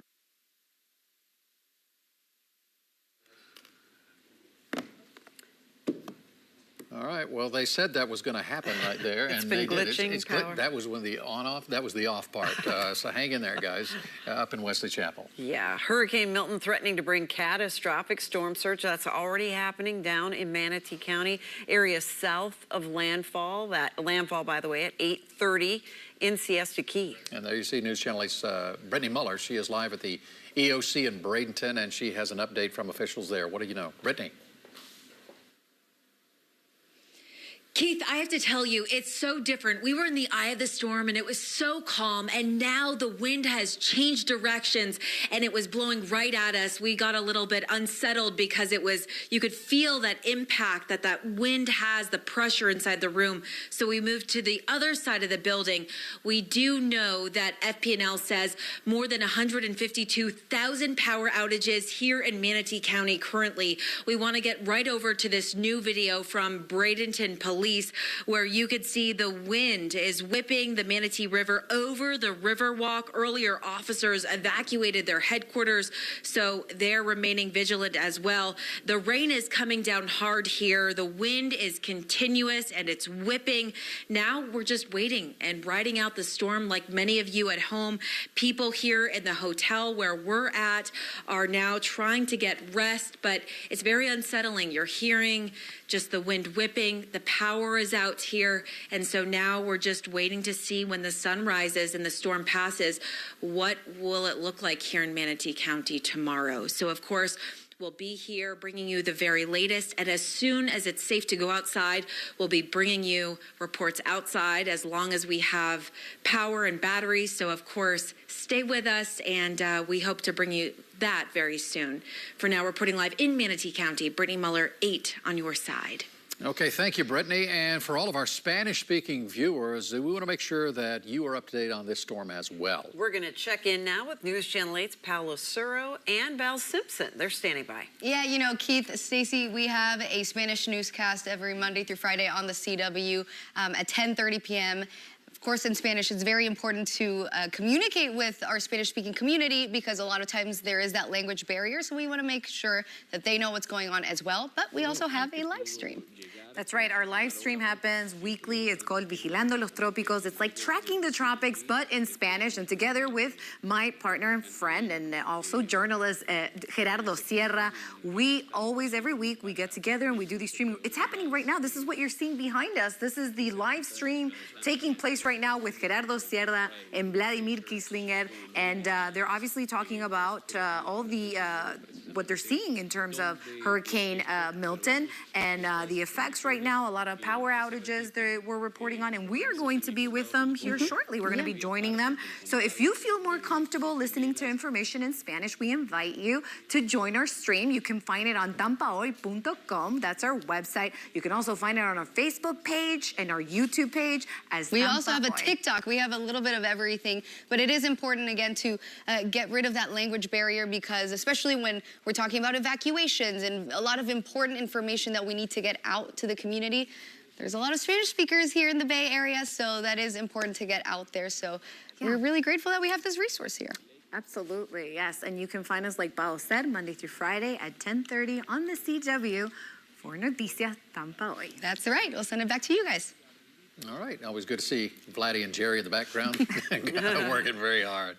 We want to turn it over to Rebecca Berry, though, and get a latest update on where the storm's going. Yeah, Rebecca, how are things looking out there right now? We've still got the whole back half of the storm to be worried about. We do, and the back half is packing more of a punch. We're seeing higher wind gusts with it than the front portion of the eye wall. And so our St. Pete camera is somehow hanging in there with 10+ inches of rain in some cases and some winds above that 90-mile-per-hour range. And so today's peak wind gusts in St. Pete have been 101 miles per hour, Sarasota 102 miles per hour, Venice has been 74 miles per hour, 81 at the airport in Pinellas, 83 in Tampa, 75 in Brooksville, 64 in Lakeland, and 67 in Bartow, 79 mile per hour wind gust in Winter Haven. And so those are just at the official measured sites. And what's playing out with this particular landfall is the storm surge scenario where we're getting water leaving Tampa Bay, possibly making for a higher than normal high tide along the eastern edge of Pinellas because of that. But we're getting the storm surge pushing on shore from Sarasota southward, and we've gotten some reports above 10 feet.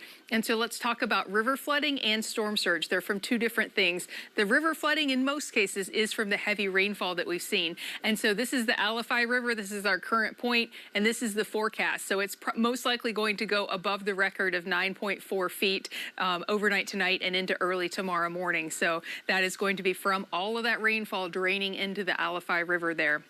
The Manatee River at Rye, Florida. And so this is also from rainfall. And so we're looking at 12 feet there. And so that's the gauge there. In terms of flood stages, that's above the severe, but not quite above the record, but we still have a ways to go. The storm surge in Sarasota right now measuring in at 10 feet. As far as we can tell, the official measurements are taken after the storm. They go and they look at water lines. They go and they look at a lot of factors. They factor in what the tide was at the time. But just from what we're reading on our gauges right here, 10 feet storm surge in Sarasota right now, which falls within the lower end of the 10 to 15 foot projection. So we're hoping it doesn't go any higher than that. In Port Manatee, we've gotten a small storm surge of 2 feet, but near Tampa, we've gotten -5 feet. So it's a negative surge. We're 5 feet below what we would normally expect to see in the river right now near Tampa because we've had those constant offshore winds causing that reverse surge. And so here's some other peak wind gusts. Our chief meteorologist, Jeff Berardelli's upstairs. He's been digging through some of the data and updating these graphics. The Sarasota airport had 102 mile per hour wind gust. The St. Pete, we saw a 91 mile per hour wind gust.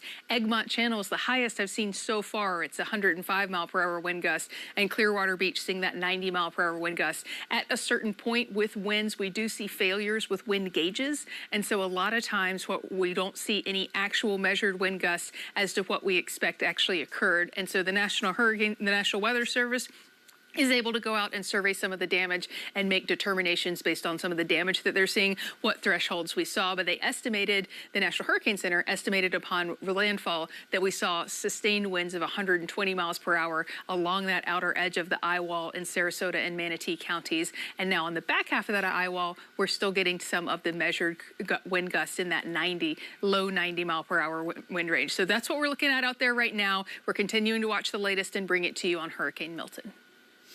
All right, thank you, Rebecca. And we want to continue our team coverage now with reporter Asher Red. He is joining us live in Land O'Lakes. Asher, I know you're in a vehicle that can manage these conditions. Tell us what you're seeing in Pasco County. Yeah, well, right now we are getting whipped around by the wind. I would have said 3 transformers that we've seen blow up here in this area not long ago, but we just saw another one maybe 30 seconds ago blow. A lot of the areas without power. Thankfully, we are seeing some street lights that are still on. We had a branch fall on the car earlier, and we also had we had a tree that fell just around the corner from us. But let me go ahead and take what we're looking at with our roof camera. This is the kind of winds that we are talking about. Expecting to see some high winds. We're expecting it to get even worse than it is. We just got one of the largest wind gusts since we've been standing here. As we know, these palm trees can usually survive this kind of a storm. I apologize for the blurriness on the camera. We are dealing with some rain on the lens. But this is the type of storm these palm trees can survive. Other trees, obviously not. We are starting to see some of the damage really come out from this storm. Let me go ahead and move this camera actually off real quick. We have a street sign that is just barely hanging on. Lights just went out. Give me just one moment, guys. All right, lights went out and they came back on for just a moment. This is a yield sign that we just saw it fly off the hinges. So yeah, we are monitoring these conditions. We are expecting more to come of this as we learn more. We do know that first responders in certain counties are not responding to 911 calls at this point because it's just too dangerous for them to be out. We haven't even seen law enforcement out and about patrolling the areas, not many people on the streets either. And we will continue to monitor the current conditions as the storm continues. Back to you. Asher. We appreciate it. We have some video now that we want to show you from our viewers. They continue to send it in. This is from Henry in South Tampa, viewer G. Henry. Can we take that video? It's rain bands that continue to cover their homes. This again in the South Tampa area tonight. That wind and rain not going to quit for some time, Keith. Yeah, I want to show you West Chase as well. This is courtesy of Carrie C. Just a wide shot there that you can also see the water to the left side of the screen. And it was pretty active there for a long period of time, continues to be active. We also have video from a roof, taken from the roof of a home in Riverview. This is courtesy of Luis Gonzalez. And yeah, these conditions look so familiar in so many different places. The wind, the rain, as Rebecca was saying just a few minutes ago, really not going to calm down until the early morning hours. We're going to continue to see the heavy rain and heavy wind just north of the storm, which is where the Tampa area is. Yeah, and then we go over to Valrico. This is a home. Tanya Little sent this in. This is her back patio, and we talked about these screened enclosures in the pools and in the back porches, but the wind and the rain got the better of this one, as you can see, ripping a hole in the back screen. And once those things start to go, they got to peel apart pretty good because the wind there's nothing to stop it at that point.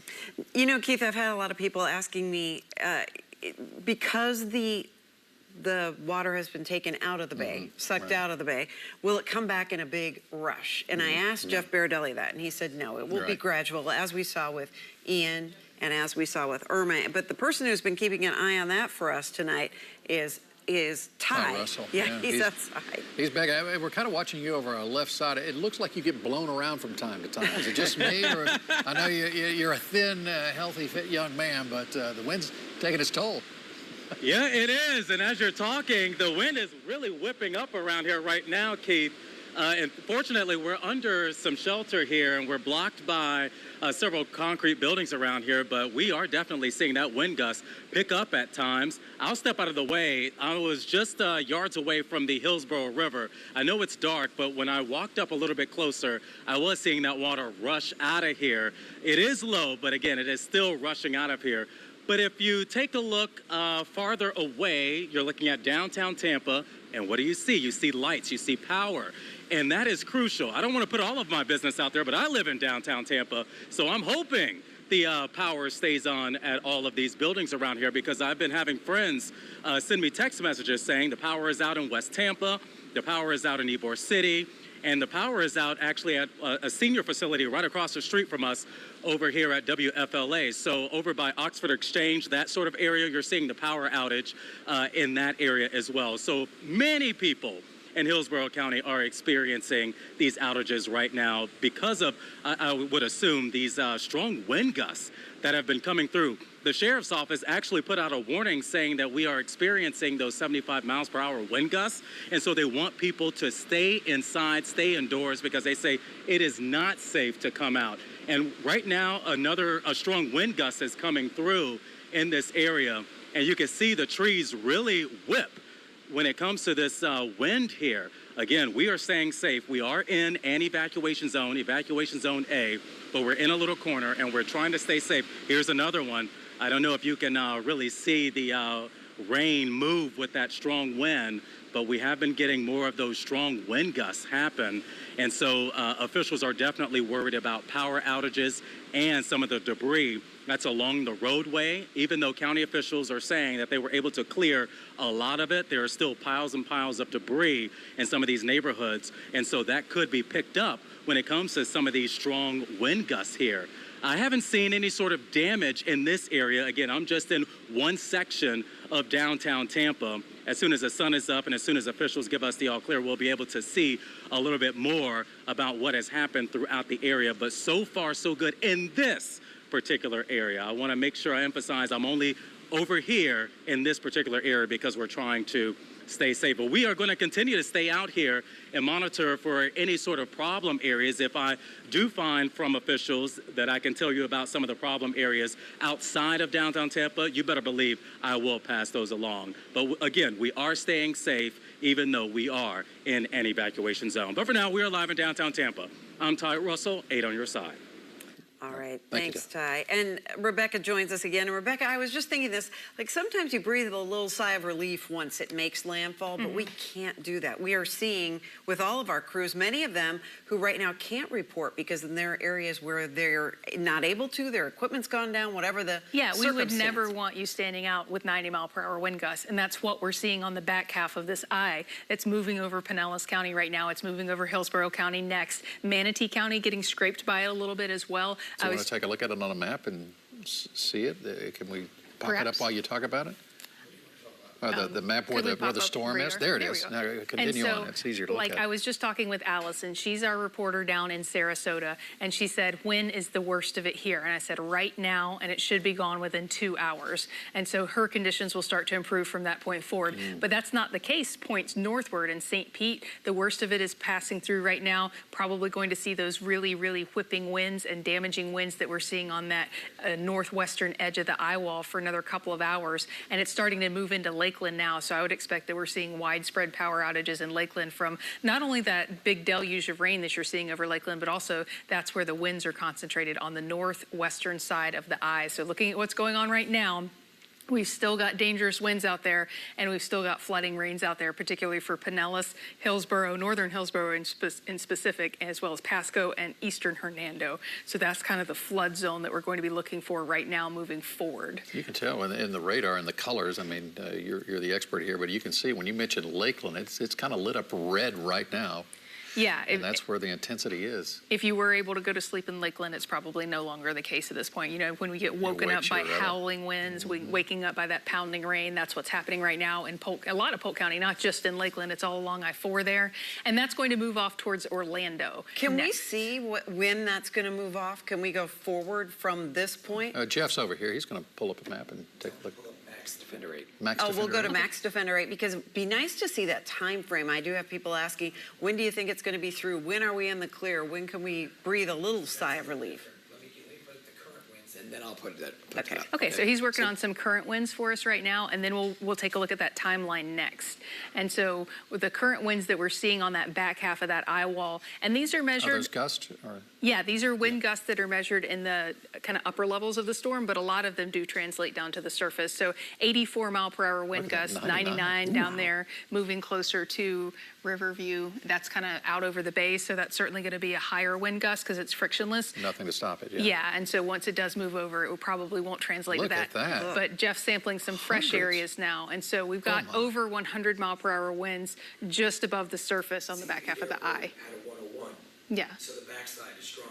And so he's pointing out that the St. Pete airport saw the 101-mile-per-hour wind gust. And so certainly the backside of this storm is stronger than the front eye. And we were talking about that last night. I was so curious about that, and I'm surprised, not pleasantly so. But looking at this map, you don't want to go outside and see what's going on in 100-mile-an-hour gust. That's extremely dangerous. No, Brittany Muller reporting to me that they decided to come inside from outside the hotel because traffic signs were blowing into cars. And so that's the kind of damaging winds that we're seeing out there right now. Okay, what were you saying, Jeff? I can show you the wind gusts into the future if you want. Yes, please. Sure. Okay. All right. And Rebecca, you could I'll talk over this. And so what we're looking at is the wind gust forecast from this point forward. And the white areas are 90-mile-per-hour wind gusts. The black areas are 100-mile-per-hour wind gusts. And you can see those 90 and 100-mile-per-hour wind gusts working out of Hillsborough County and into Polk County around midnight. And at that point, our wind gusts along the coastline are in the 50 to 60-mile-per-hour range. We finally get out of hurricane force wind gusts in Zephyr Hills by about 2 a.m.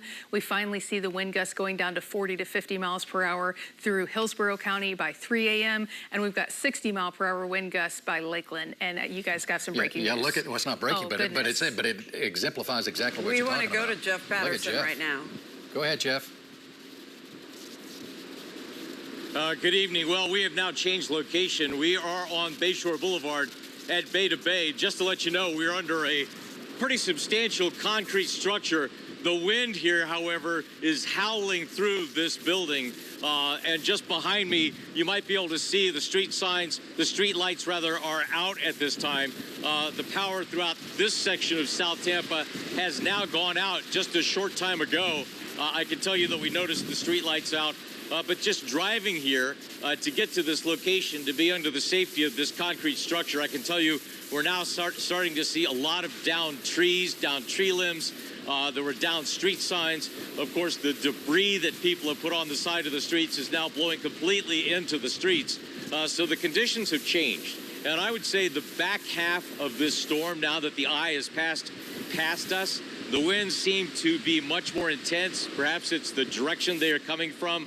But now we are starting to see kind of the wind damage from Hurricane Milton. Before, we were just seeing some rather intense rain bands.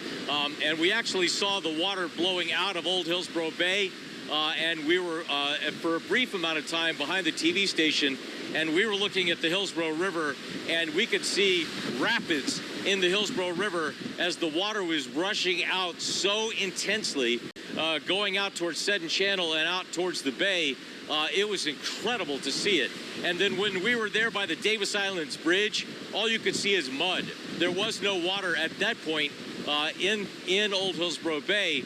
And so just the intensity of this storm that we're now starting to see here in South Tampa is remarkable. It has been picking up the wind intensity, and that's why we're starting to see now some of the wind damage with down trees and down street lights and things like that. So the back half of this storm, as so often happens, the intensity has changed, and that's what we are directly witnessing for ourselves as we have been out tonight.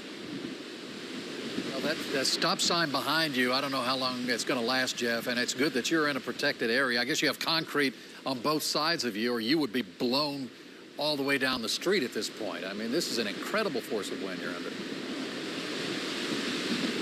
Yeah, there's no question about it, Keith. You know, photographer Joey Capistran, who is doing a remarkable job, has himself braced up against a concrete pillar right now to try to shield himself from the wind. Joey's a big guy, but he is kind of bracing himself up against that pillar because, of course, he has to hold the rather heavy TV camera as I'm standing out here shielded, as you said, Keith. I've got a vehicle on one side of me. There's a concrete wall on the other side of me. And yet, as the wind just blows through this alcove where we are standing, it's pretty intense. We're hearing, Rebecca Berry was just telling us 100-mile-an-hour gusts in South Tampa. You can see that stop sign efforting to stay grounded. And we also just heard in Sarasota that a sign did get uprooted and went into a car. So we're glad you're in a protected area. We can see you're using the news vehicle as kind of a barrier for you. But yeah, it's not good out there right now. No, it's not good, Stacey. And that's the kind of sad thing is that, you know, we're not through it yet. We have seen the eye wall come on shore south of us, of course, and the storm surge that we were fearing here in Tampa did not materialize, but that doesn't mean that the effects of Hurricane Milton are finished yet. The wind intensity, as I mentioned, is picking up, and so tomorrow when we are able to go out and kind of survey where the damage from this storm is, I'm quite sure that we will see significant destruction. This is a major hurricane. There's no doubt about it. All of these storms are different. They have unique characteristics that make them individual, but it's tomorrow in the daylight when we are able to safely get out and drive around, when we will be able to survey the damage and see what kind of an impact this storm has. As I'm kind of monitoring, you know, all of my apps and watching this storm occur, and then also monitoring my friends who are texting me, telling me where power is out. I can tell you it went out a couple of hours ago down in the Ruskin Riverview area. Just a short time ago, the majority of South Tampa that we could see has now gone outside of power. Although there are some lights on around here, I'm sure that's generator power keeping some of these lights on, but it might be a while before some people in South Tampa and other areas, certainly of the community, have their power restored. So you can just tell by looking at this wind, some of these gusts are incredibly intense. And like I said, we are in a shielded position to make sure that nothing blows through our way. It's not the wind that kills you, as they say, it's what's blowing through it. So that's why we are in a shielded and protected position. All right, Jeff, we'll let you seek shelter for now, and we're going to take a turn to J.B. Buno upstairs. But wow, think about the projectiles that could be out there right now. The things that are on the street. There's not a chance that these things are nicely cubical and on the street curbs anymore. Whatever was left is blowing in the breeze. And right the key for Jeff is he's done this so many times. He knows how to find a protected area. So don't think he wasn't behind some things that were going to, if anything did blow toward him, it would be blocked. But as you can see, J.B. Buno back up in our stream center taking your questions. We want to check in with you guys now. How are things up there, J.B.? Yeah, Stacy, Keith, good to see you both and hope all is well. Jeff Patterson is a national treasure. My goodness, standing out there and enduring the elements in a major hurricane. Here with Justin Mosley, WSNN chief meteorologist. Not only are we going to be featuring questions in this upcoming segment, we want to spotlight what's been coming in on WFLA.com/report it. What I want to do now is transition, if we can, to our command center, our Milton Forecast HQ. And actually, that's the wrong one. No, hold on. Right there is the Milton Forecast HQ. This is Scott in Spring Hill sending in this video and said that this is transformers blowing. We've been seeing transformers blowing all over the place on WFLA.com/report it. Justin. Yeah, we certainly have because of these strong winds that are ongoing across much of the Bay Area. And it's very interesting. We have the 11 o'clock advisory in from the National Hurricane Center. And the top winds now 105. The motion continuing to be east-northeast, 16 miles per hour. The pressure continues to rise a little bit, 960. But from all of our reporters that are fanned out across the Bay Area, we can tell that the winds are indeed stronger on the backside of this storm. I think a lot of that has to do with the wind direction. I've been looking at that carefully. We had easterly winds ahead of the storm, which is over land, which is it involves a lot of friction, which can add drag to the wind.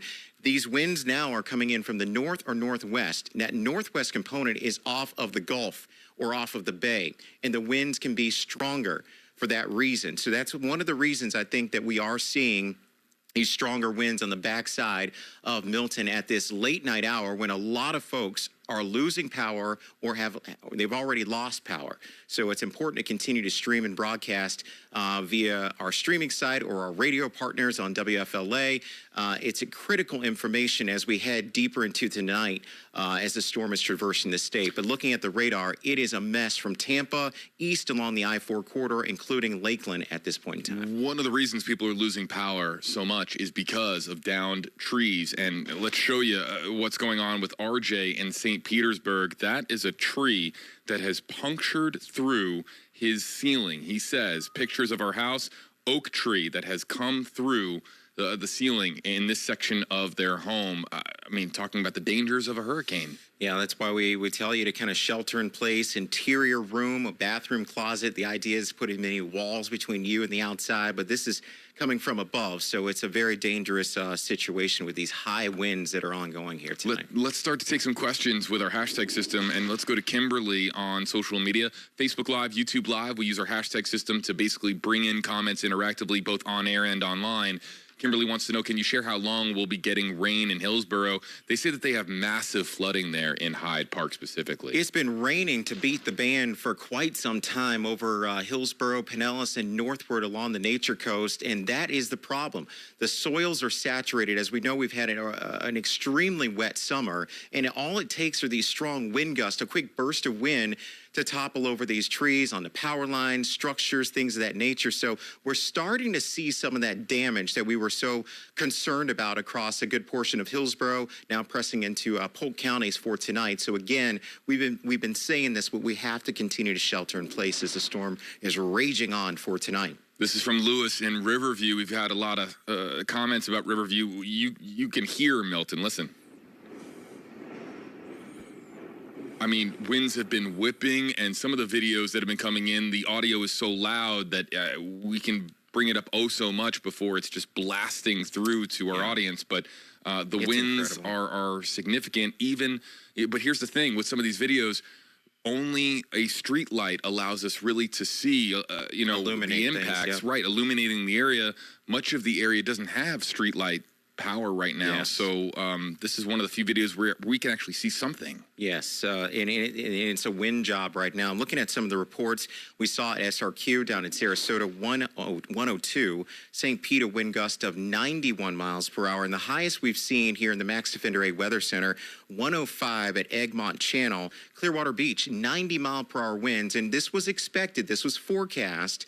But I think it's somewhat surprising that we've been hearing about this, that we're seeing these strong winds on the backside of the storm, like we're seeing, and we have a ways to go. You can see with the Max Defender radar, there is a precipitation shield that extends well out into the Gulf that's got to go through the Tampa Bay area. So we've got a ways to go. This isn't over by any means, and we're going to stay on top of it here as we continue to stream and on WFLA News Channel 8. You want to know what interactive live streaming is all about? Check this out. We had Kimberly's comment talking about massive flooding in Hyde Park. Well, let's go to the Milton Forecast HQs because we can show you right now in Hyde Park. This is video from Randy outside of his home, and there's the flooding that we're talking about in Hyde Park. And a lot of this is freshwater flooding, meaning falling from the sky for the persistent rains that are relentless all across Tampa, down into Hyde Park and South Tampa, and we can take it all the way north into Hernando and Citrus counties with this band of rain associated with the core of the storm that is unraveling. It is weakening from a wind standpoint. However, the effects are widespread and just not wanting to abate at this hour. Okay, we just had video come in to report it. I have to just screen it really quickly, but it's something that our audience is going to want to see. Look at the trop. Check out the trop. Back to the Milton Forecast HQ. This is just coming in moments ago to WFLA.com/reported, and it's loading up right here in 3, 2, and hold on. There it is. Okay, no. All right, hold on. We're going to come back to that. We have video from the trop that you got to see. In the meantime, Justin, radar is currently up here, and we have a question coming in about Riverview. Elizabeth L., when will the wind drop in Riverview is the question, and then we have that picture coming in from the trop. Okay, so you're on the backside of the storm in Riverview. That is in eastern portions of Hillsborough County. Looking at the Max Defender 8 radar once again, showing that core of areas of red and orange, the heavy precipitation, which tends to drag stronger winds that are above the surface down to the ground, and we get those quick bursts of wind. We saw the radial velocity earlier from Jeff Baradelli and Rebecca down in our studios, showing those high winds aloft. And when the rain comes through, you can transport that down to the ground in short order. And those bursts of wind, that's what does the majority of damage when it comes to these hurricanes, those very gusty, turbulent conditions out there. And that's what we're continuing with in those areas of red that are moving across eastern Hillsborough into Polk counties right now. All right, you got to see this. Just coming in from St. Pete, the home of the Tampa Bay Rays. Take a look at this. This is coming in from Jay in downtown St. Pete. Wow. Guys, look at the roof of Tropicana Field. Being peeled back. You can see directly into the stadium. This is incredible This stuff. is just coming in to WFLA.com/reported. And I'm curious, that's a tremendous amount of wind damage Is there any chance? I mean, what happens now that the roof is exposed at the trop? A big concern now will be flooding inside of the trop. I mean, the rains are relentless. I'm looking at the radar behind me in Pinellas County there, and it's just raining to beat the band. They're under a flood advisory. All the alerts are up as this storm is continuing to literally rage across the Tampa Bay area tonight. And again, we've got a ways to go as we see with these wind reports. Also, the surge is still an issue as well. Don't want to diminish that fact. We've had reports of up to 12 feet down in Manatee County, I believe around the Rye Road area on the Manatee River, 10 feet in Sarasota. Surge not as big of an issue in the Tampa Bay area, but again, the wind is a big problem tonight, in addition to those gusty winds. But that is impressive video coming to us, St. Petersburg, Pinellas County tonight. I thought it was one panel. It's two. Yes. So there's the initial one, and then Jay pans off there to the right. And we don't know what the opposite side of the trop looks like, too. So I'm going to ask our team, perhaps we can get some information about how many panels of Tropicana Field have been ripped off. But again, speaking to, a major hurricane hitting our area really for the first time in 100 years since 1921. That's the last time, of course, we had a major hurricane hit our region. Around Tampa, Tarpon Springs, and that brought 11 feet of storm surge into the bay. So again, everybody continue to brace. We are all here. We are all watching it. We will not leave you. We'll continue to stream. And of course, you continue to watch the broadcast on WFLA News Channel 8. Yeah, thinking about, of course, all the folks in Pinellas County, the greater Tampa Bay area, we're sending our prayers. We are getting in more photos and videos via WFLA.com/report it. If you lose power, Facebook Live, YouTube Live, WFLA.com, the WFLA app. These are places where we are live, provided that, of course, your cell phone has battery. Make sure you're charging up or you have that backup battery in place. And if you have cellular connectivity, then you can stream your news to get information, and we'll provide you with updates as to when you might be getting power back. As soon as we hear from the power companies, we'll pass it along here on stream. But for now, we will pass it back to our team in the studio. We're here on Tracking the Tropics. Good stuff. Wow, that was amazing to watch, was it not? It didn't even occur to me I never crossed my mind that either. could happen at Tropicana Field. It makes perfect sense now that we see it, but this is a powerful storm. Yeah, we're seeing the impacts of mighty Milton, if you will. I mean, this hurricane, a storm that made landfall not that long ago, but now moving through. I'm Keith Kate now. Jen Lee back with us. I'm back. Yep. And News Channel 8's Paola Suro is also back with us. She's been going through all of those reported pictures and videos sent in by viewers like you. What do you have for us this hour? I mean, Jen, you said it. What a powerful hurricane. The videos we're about to show you, they're from Tampa and from St. Pete. A lot of them showing those strong winds and heavy rain that we've seen throughout the night. A lot of our reporters have been showing us those heavy winds. I mean, JB just showed us that incredible video of Tropicana Field. So that rain, that wind has brought a lot of damage to structures. So this is video first from a home in St. Pete where a tree crashed inside. RJ Saban sent this to us. JB also showed this to us not too long ago. And next, let's show you a picture of a carport that was destroyed by Milton. Chris Tompkins sent this one.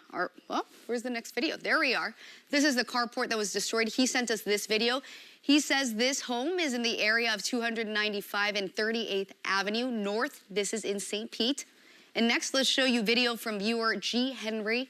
This is over in South Tampa, an area that, you know, we saw a lot of flooding. It was affected heavily after Hurricane Helene.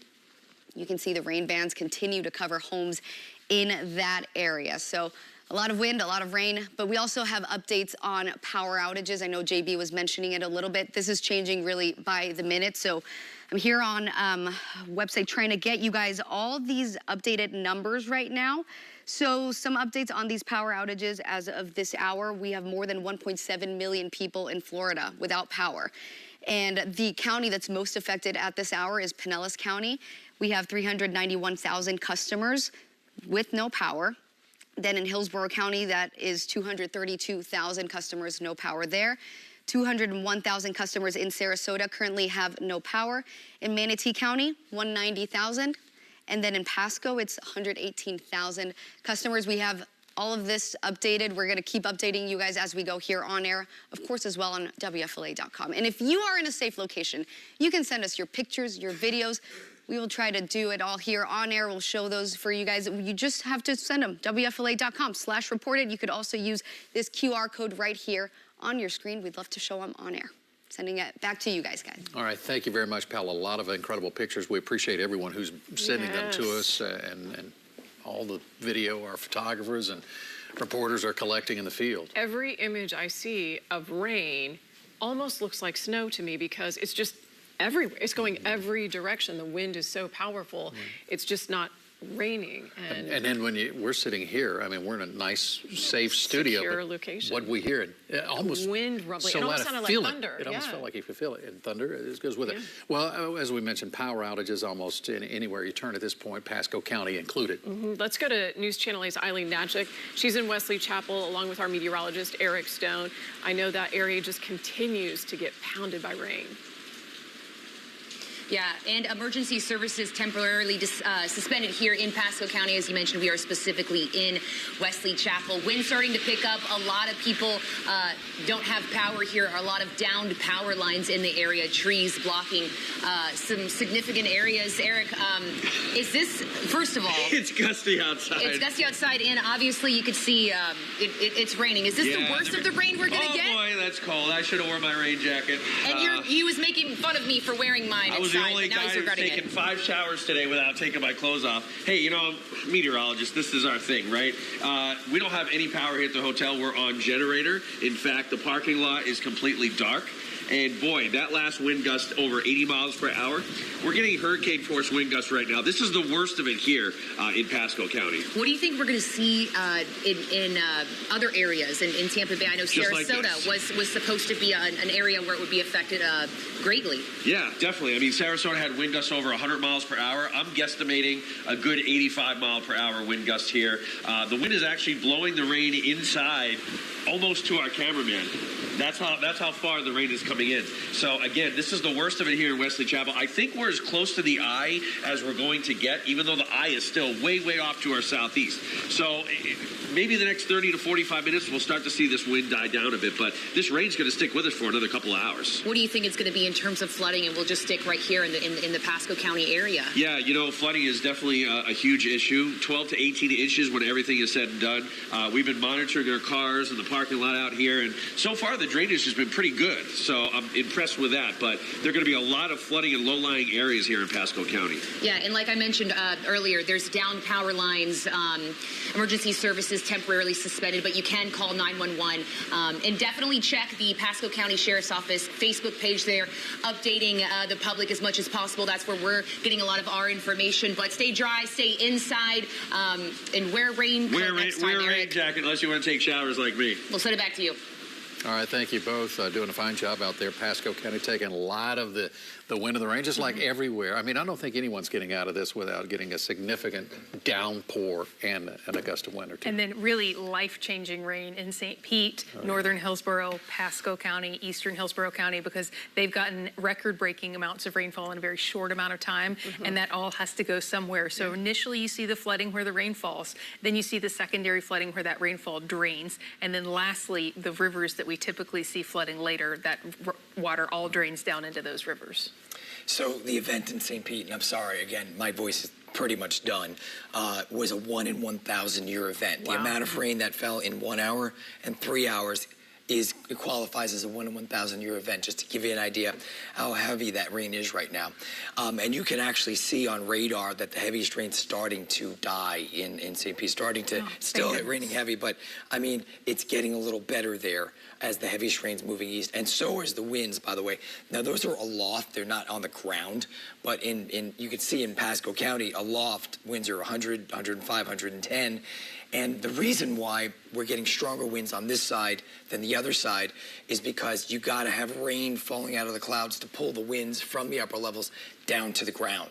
So we're not surprised that the backhand, we were talking about it before, that the backside of this storm will be the stronger side. And see those winds right there? They're headed east gradually towards Polk County as well. They'll weaken and they won't reach the ground at those levels, but that is headed towards Polk County. So next stop, Lakeland, and so on and so forth. I can't recall, was it Georgia MacArthur we saw in Polk County? Yes. It was like, you know, she was starting to get at that moment as she was standing there, just these torrential winds, like Jeff Patterson was getting downtown Tampa, but it was an hour later. Yes. And so it is taking time. As you say, Jeff, these winds are strong and they're moving, and it's going to hang around for a little while longer. These remnants are menacing. Yes, and unfortunately, the worst of the weather is within the northwestern eye wall, and so some folks still haven't actually seen the highest wind gust that they're going to see. They're moving through Pinellas and Hillsborough right now, moving towards Polk County next. At this point, there are so many, more than 1 million people in our area that are without power. 1.7 million, I think, is what Paolo said. At the last count, that number continues to go up. Has to be going up. So there are so many people that are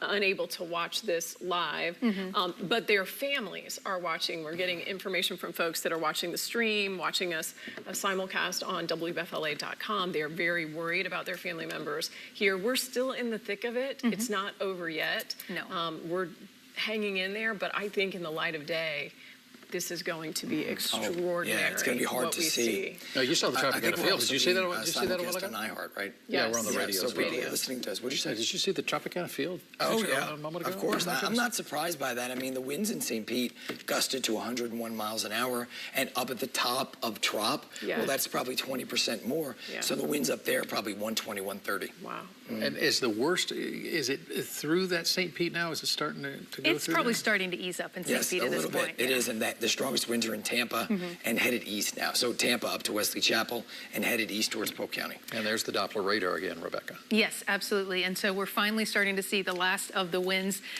making their way out of Pinellas. Not the last of the winds, but the last of those severe winds out of Polk County. And we're also looking for lighter rainfall rates as a result. And so we need that desperately in Pinellas because they've gotten the most rain of anyone in the shortest amount of time. And that's where we're seeing really exacerbated flooding. And the same could be said for parts of northern Hillsborough as well as parts of Pasco County, even eastern Hillsborough County. And so those radar estimated rain, this is the rainfall that we've seen so far, and this is all headed east. So 14 inches in Tampa, 13 inches in Pinellas Park, 11 inches in Clearwater, all marching down I-4 essentially, with those heavier areas of rain. And so it's harder to make out the eye at this point with that rotation there, but it's the back half of the eye that's moving past Tampa Bay and moving through Pasco County, and that's where that big swath of wind is that we were just talking about. But we're still getting blinding downpours in Lakeland and Polk City, and that's all moving down I-4 towards Orlando and Kissimmee. And so we'll start to see some rainfall reports there as well. But we're still going to continue to see rising floodwaters from rain in Pinellas, northern Hillsborough, as well as in Pasco, because the rainfall rates there are just adding insult to injury where we had those severe rainfall rates earlier. And so zooming in on the metro area here, finally getting some lighter rain across South Tampa, but still more heavy rain around us that could rotate in, just like we've been seeing in Temple Terrace all the way down into Brandon. Our radar site, Max Defender rate's right here in Riverview. So that's what that circle is right there. It doesn't see it just above the radar itself. And so we get really good rainfall estimates for the I-4 area from this. And we're probably seeing a lot of flooded waters on I-4, a lot of flooding on the streets of Lakeland as well at this point. And that's going to continue because this isn't moving out very quickly. It's starting to move out in southwestern Lakeland. But Polk City and Auburndale and Lake Alfred, you're next. You're just in the middle of the thickest of the rainfall, and right behind that are the worst of the wind gusts. Now, we're not going to see the worst of the wind gusts like we're seeing in St. Pete with those 100-mile-per-hour wind gusts. It will weaken a little bit before it heads closer to Polk County, but you're still going to see those 80-mile-per-hour wind gusts and Category 2 hurricane force winds. And so currently seeing sustained winds estimated at 105 miles per hour, and it's moving to the east-northeast at 16 miles per hour. So it's racing across the state, and that's the only good news, is that it will continue to move very quickly. It weakens into a Category 1 storm and then a tropical storm out over the open Atlantic. And so the timing of that is the eye is completely clear of Titusville by about 8 a.m. tomorrow morning. And so this is a very fast moving system for tropical systems anyway. They typically move closer to about 8 to 10 miles per hour. And so look at Bayshore Boulevard. This is not storm surge flooding. This is rainfall flooding. Their estimate there, just over 10 inches of rain so far. But see how the rain's blowing sideways? It's harder for us to get accurate measurements with rain-driven wind like that because not all of the rain that falls gets down into the sensor. And so I would estimate that we'd probably see higher rainfall than that 10.58 inches of rain there. And you can see the water getting whipped up by the winds, and the worst of the winds have left the Tampa Bay area. Moving forward, the eye wall is right here is the worst of the winds. It's on the northwestern side of the eye wall. Just ahead of that is the worst of the rain. So it's a 1-2 punch for areas like Polk County that are getting the worst of the rain right now. The wind is next. And so walking you through hour by hour, the edge of the eye wall over Lakeland by about 11:45 p.m. Moving forward, that eye wall gets closer to Orlando by 1:45 a.m. And we've still got a swath of moderate rain stretching from through Hernando County, through Pasco County, as well as into, it does look like Pinellas finally gets a break closer to 2 a.m., but still some spotty showers out there. But Hillsborough is still in the thick of things with some pretty heavy rainfall there. Moving forward through the early morning hours of Thursday, we finally get a break in Tampa from the rain by about 4 a.m. We're still getting really heavy rain in Lakeland and parts of eastern Pasco and eastern Hernando and eastern Citrus County. And that rain finally starts to move closer to Orlando. And we kind of sound the all clear in terms of heavy rain by 6 a.m. area wide. Now, it will have been dry along the coastline for quite some time at that point. We still can't rule out a spotty shower, but even those diminish pretty quickly. By 7:45 a.m., We've got the winds out of the north and northwest, and that's key because that's a dry wind. And so it's going to continue to be a breezy day. It's not going to be a calm day tomorrow, but that's also bringing down cooler, drier air that's going to help with the cleanup efforts. It's going to help with the fact that we don't have power because we're going to see temperatures dipping down into the 60s Thursday night into Friday morning, which we haven't actually done in months. And so the latest reported peak windfall gusts, Egmont Channel 105 miles per hour, St. Pete 101, the airport and in Sarasota 102 miles per hour, Clearwater Beach 90, Old Port Tampa 91, and even at the Tampa airport we got an 83 mile per hour wind gust. Some other major wind gusts that we've seen around town: Sebring 72, Venice 74, Brooksville 75, Zephyr Hills 56. And so you can see why all the power has been knocked out across most of our area. But when do the winds get better for you tonight? And when do the winds get better for you tomorrow? This is your wind gust forecast. And so we're past 11 p.m. We're seeing that severe wall of winds pushing into Polk County during the midnight hour.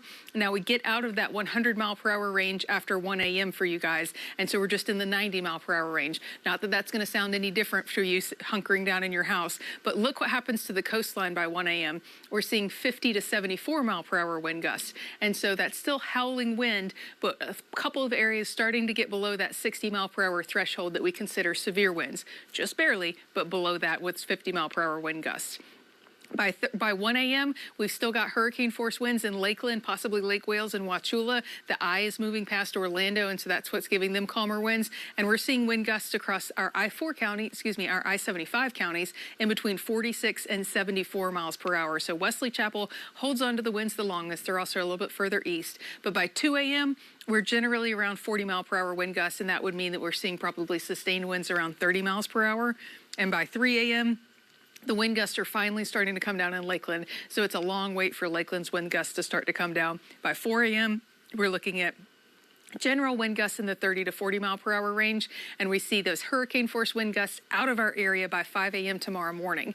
And so by 6 o'clock and 7 o'clock, we're starting to look a lot better down in Sarasota and Venice. And so once we get into the 30 to 40 mile per hour wind range, that means sustained winds between 15 and 20 miles per hour. And so that's a manageable wind for us, but unfortunately it's going to be very messy out there. It will be dry at this point, but it's very gusty throughout the day. You'll feel the winds pick up a bit as the system continues to exit and pull more dry, cool air across our area. But it's just going to be breezy throughout the day tomorrow. Even as we head into the evening hours, we're still seeing 20 and 30 mile per hour wind gusts. And so the wind field of severe wind is moving out of Lakeland after 5 a.m. The hurricane force winds out of the state by about 9 a.m. And finally, the tropical storm force winds sustained at 39 miles per hour and above are out of our area by 11:30. So by your lunch hour, we're no longer experiencing tropical storm force sustained winds, which is good news, and part of the cleanup can continue.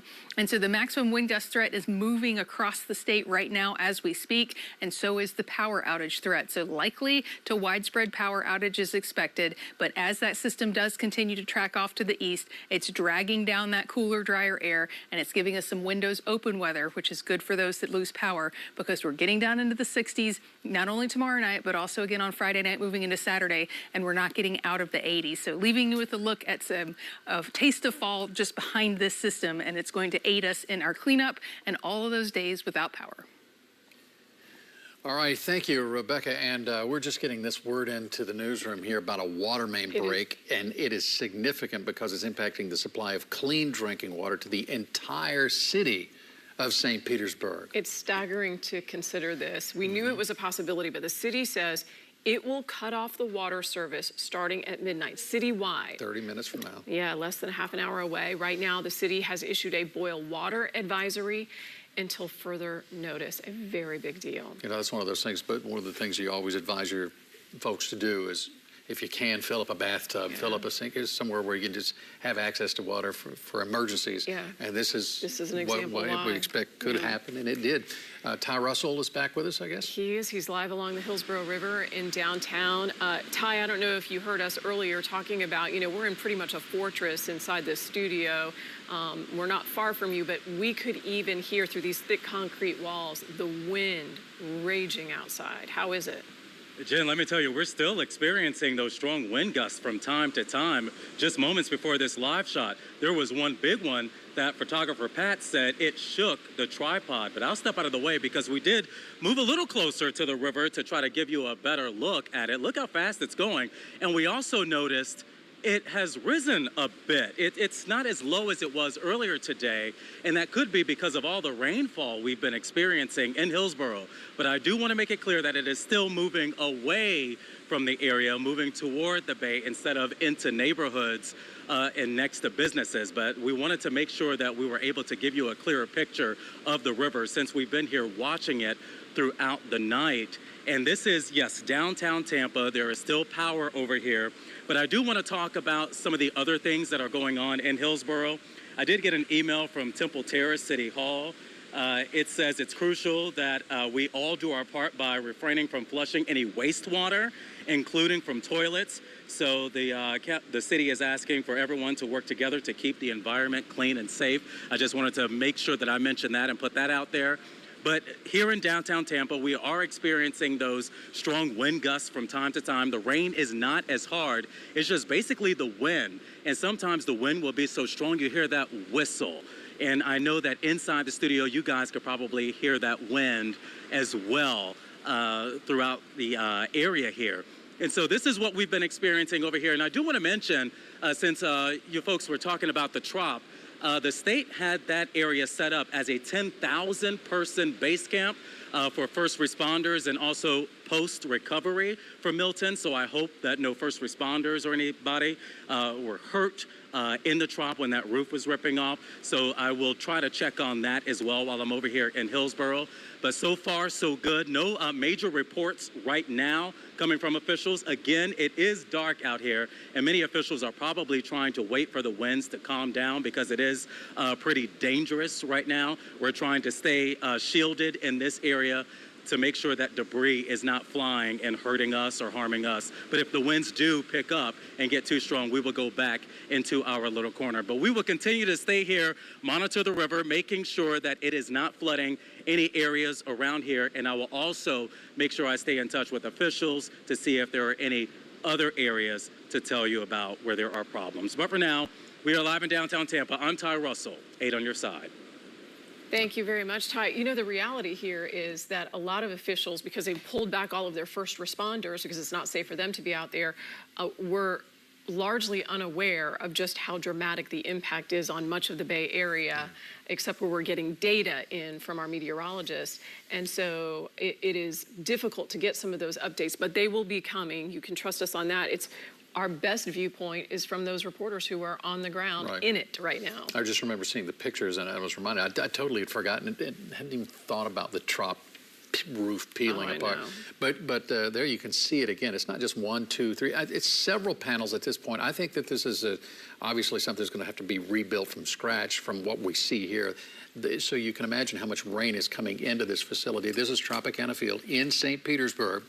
And what we had seen prior to this were all of the cots all across the field where the first responders were stationed.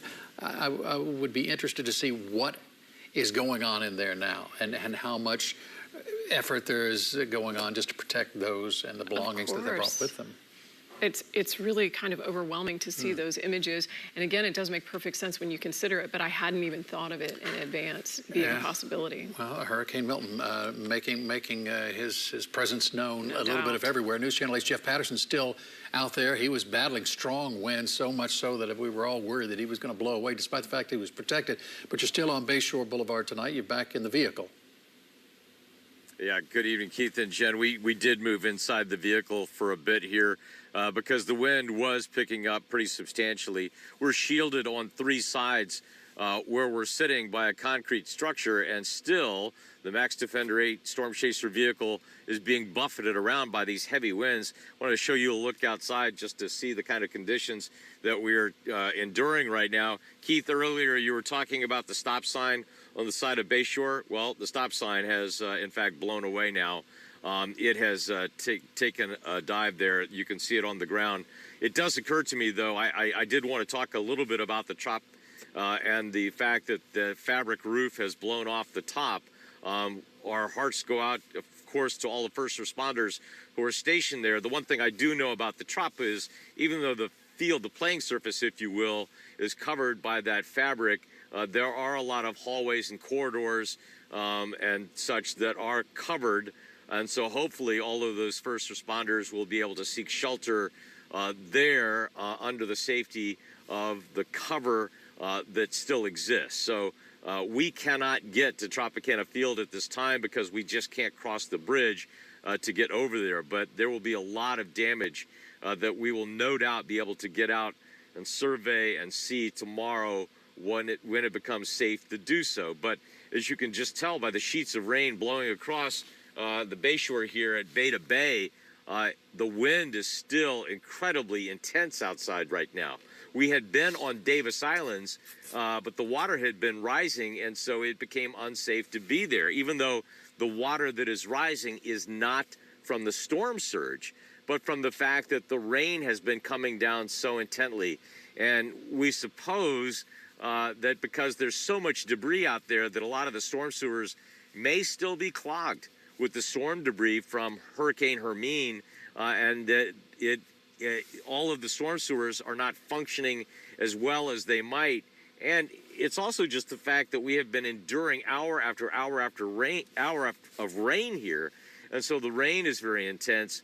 And I'm sure that once again we are able to go out and survey the damage in the light of day tomorrow, that a lot of that damage will be from flooding in the low-lying areas and other areas of our community, perhaps some areas that don't even typically flood, just because the ground is so saturated and we've been getting so much rain for so long and it's been coming down so intently that there will be a lot of areas in our community that are flooded. The other thing that is going on is the back half of Hurricane Milton. The wind seems to be more intense to me in Tampa than it was previously. I'm sure it's very intense where this storm made landfall, but again, we'll get out tomorrow, we'll see where the damage is, and we'll let you know. Keith and Jen.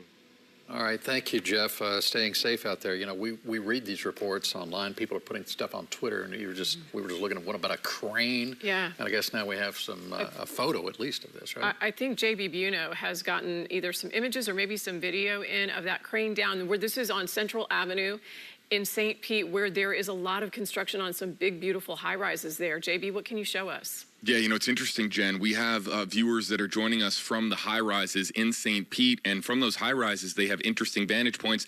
We've been showing a lot of videos coming in from Tropicana Field, and now, after asking people, hey, keep an eye out because we're hearing reports of a crane down, we do have a lot coming in about a crane down in St. Pete there on Central Avenue. So let's show this. First, the photo that came in from Corey from downtown St. Pete. He snapped a picture of it, and then all of a sudden, unreported, it started coming in. Check out this video here from RJ. Came in around 10 o'clock. Let's just kind of listen in here for a second.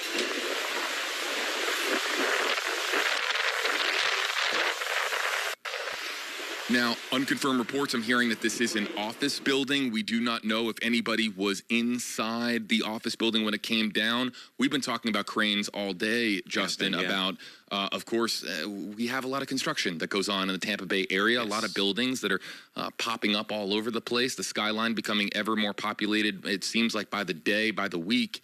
But here we have this crane video, and it looks like it's leaning there on that building. And it appears to have done a tremendous amount of damage as well. And when we mentioned those cranes earlier, we were talking about how they kind of unlock them so that the winds can allow them to just kind of spin around. It's unnerving to watch, but the idea is that if you have strong winds, you're not adding a lot of force to create this situation here. So it'll be interesting to see what crane this is and what was the mechanics behind this catastrophe that we're witnessing here in our market, St. Pete. My goodness. I mean, literally 2 seconds ago, and I'm just going to hot load this into the queue because this is now another screenshot that has come in.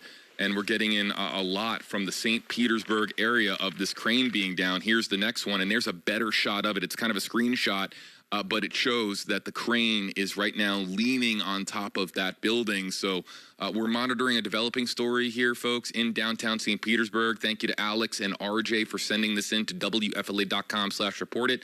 We'll monitor the queue. A lot of developments right now in Pinellas County. Clearly, people noticing a lot from those high-rise buildings, and we're not through Milton yet. The storm continues to progress inland and now, of course, making its presence felt more towards Polk County and really towards the Orlando area, but we are still feeling the impacts here locally. Jen On the and backside Keith. of the storm. Yeah.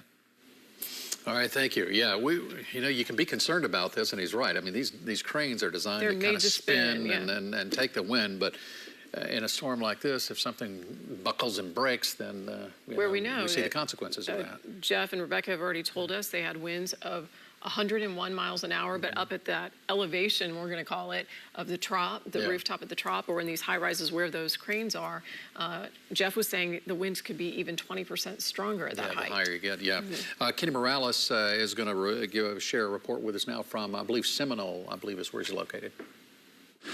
We're here in Seminole just off of 102nd Avenue, and I can tell you conditions have deteriorated. It looked about as bad as it has been all day long. The winds have really picked up over the past hour or so.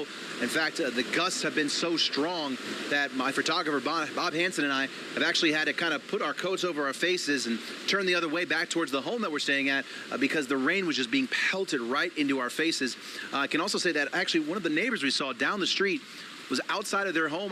Look, we lost power here. Looks like the entire block did. I'm guessing they were maybe inspecting the side of their home, trying to figure out what went wrong. Folks, please do not go outside right now. I can understand if you want to try and fix what's ever going wrong, now's not the time to do that. This storm is still very much in the area. There are a lot of strong winds, a lot of rain. Stay hunkered down and stay safe. In Seminole, Kenny Morales, 8 on your side. Well, parts of our community north of Tampa Bay are really bearing the brunt of Hurricane Milton. We've been showing you all of that. With the rain still pounding that area, residents are really grateful. They spend some time getting out of their houses, heeding the warnings, leaving their flood-prone homes, and heading to a shelter. Take a look. This is at the Jim Valentine Athletic Complex in Newport Richey, where dozens of people are in a safe place tonight. Fortunately, this video taken earlier today. We spoke to evacuees who said after Helene, they weren't taking any chances. When Helene came through, it flooded our house, and we had to replace our air conditioner, our master bedroom floors, and our spare bedroom floors, and it cost a pretty penny. This is the 4th time that we've evacuated here, and these people, they're wonderful. They do a wonderful job. They really take care of you, and they care about what happens. So these shelters are working out well for folks, and that's good news. But as we look at Northport here, you can see that flashing in the distance where the transformers are beginning to pop and blow, and that's where your power outages began. Again, this video in particular here is from Northport. And check out this video from Venice. Now see how dark it is. That's scary because the power is out there, but it is blowing. It is windy, and folks get really worried at night when it's all those bumps in the night and you can't really see what's happening, but clearly they are taking quite a beating from Milton down in our southern counties. And in Pinellas County, I want to show you another piece of video here. You know, when you think about the traffic cameras and all the stop signs that may blow over. I mean, I think we have one of a traffic camera here giving you a reason why it's important to just stay off the roads when the wind gusts are strong. Do we have that video? Debating it. They're saying no. Well, I guess not. Well, they're saying it's on the way. What do you just give you this? You can see it proves the wobbling point. back and forth. Yes. Where the rainwater is almost sheeting across, blowing across in sheets on the roadway. I'm actually surprised that the lights are actually working because most of the time these lights are going in blinking fashion when the storms get this strong. Yep. But Pinellas County is really taking the brunt of this storm. It feels like, at least at this moment, the backside of the storm that's coming through. Yeah. Most of the pictures we're getting from the cranes to the trop to the, the back porch lanais and everything else going. Yeah, Pinellas County officials are basically urging everyone to stay inside as they have been doing for hours. The wind gusts continue to strengthen. News Channel 8's Marilyn Parker has the very latest from Largo. So right now we're in the entrance of the Pinellas County Emergency Operations Center. I want to show you the rain behind me. I'm going to turn off the lights here in the lobby. You can just see how the water is brushing up against the building. It is very, very intense. Look at that right there. That just shows you how powerful this storm is. We've been letting our viewers know that the rain was going to come pouring down and the wind was going to push it even more. In the last hour, we learned that a flash flood warning is in effect until until 2:30 in the morning. They do not want people outside. That flash flooding is incredibly dangerous. Also, we're still in that shelter in place. There's no reason for folks to be outside right now. I mean, honestly, you look at what I'm showing you on the camera here. Do you want to be outside in this? It is incredibly dangerous. I'm going to turn the lights on again so you can hear me and see me clearly now. I want to let you know, we heard our meteorologist say that the city of St. Petersburg got about 5 inches of rain in less than an hour. We know how easily parts of the city floods just from the rain events. Well, that is what we are experiencing tonight. You want to hunker down throughout the rest of this storm, hoping that conditions clear up going into the morning. In the EOC in Pinellas County, Marilyn Parker, 8 on your side. All right, thank you very much. We are in the process of monitoring all of the maps, and we do want to go look at the trop, I think. Yeah, there's another picture that really shows the fabric being peeled away from the magnitude of the situation. Tropicana field. I think Jeff Patterson made a great observation, though, that even though we have this as a staging area for many of our first responders who were waiting to go into action first thing tomorrow morning, that there are areas within the trop, if you've been there, as you know, that there is covering for these first responders and others who may have been in there to hide when that began to tear away. But certainly a difficult situation. And just want to bring up this crane. I was looking at this note. Apparently St. Pete had put out a media alert yesterday about a couple of cranes, at least 3 of them not being able to withstand the winds that we were going to see. And obviously we see one crane fall. I don't want to pinpoint which ones they were. We'll find out tomorrow. But, and we also heard from that same release that it takes, a lot more time to take those cranes down. Oh, yeah. It takes an enormous amount of resources, and that's why it couldn't happen in such a short amount of time. So even though they were dangerous, there was an alert. This could happen. Yeah, be careful. I do want to talk about, we've talked about the coast getting just inundated and damaged, and we're seeing evidence of that right now. We've still got people in the interior saying, has the eye passed over us? Are we in the clear? Are we in the eye and more is coming? What can you tell those folks who are in places like Lakeland and Polk City and continuing to the east, Davenport, and places like that? And so starting on the western edge of Polk County, you're seeing the severe winds probably receding a little bit. Those are right over Lakeland right now. And so if you're in Lake Alfred and Auburndale and Polk City, you're in the worst of the rain. It's getting a little better in Polk City right now, but you get that 1-2 punch. It's the worst of the rain first and the worst of the winds afterwards. And it's probably a little further south of Lakeland as well. So Lakeland's kind of right in the middle of those worst winds that you're probably going to see. After you get that second push of rain that's over in Plant City right now, the winds will eventually start to come down, but it will take a while. It's moving at 15 miles per hour, which is fast for a tropical system, but it's not fast enough if you're right in the middle of the worst of the winds and the rain and your dogs are scared and your kids are scared. It's just going to be a really long night for our interior counties as well. And that eye, is that opening that we're seeing sort of at the bottom of our screens, is that essentially the eye? So it hasn't passed directly over Lakeland, it's sort of to the south of it? That's correct. And so part of the problem is, especially as the system moves over land, the bottom starts moving a lot more slowly than the top of the eye. And so you don't get that perfect picture on the radar and satellite anymore, but they may see a dip in the winds as the eye is passing over them, but probably not as dramatic as when it was closer to the coastline. Yeah.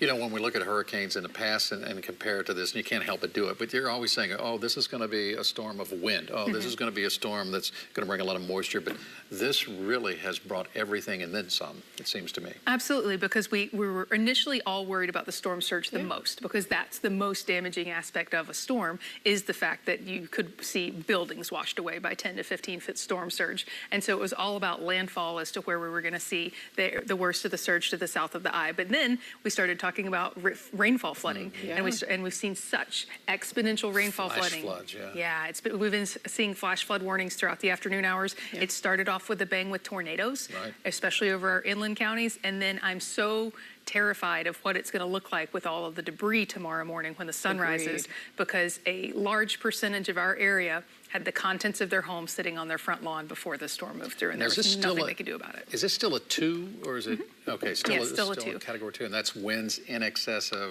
105 or Yeah, it's 105 to 120, and so we're right in that range now, probably seeing 110 mile per hour sustained winds, as this is right on the edge of that eye wall. It's scary anytime a storm of this magnitude hits, for sure, but there's something extra terrifying about these middle of the night when it crosses over you at that hour, you don't have power, everything sounds terrifying, and is this the moment that something's going to come apart on the house?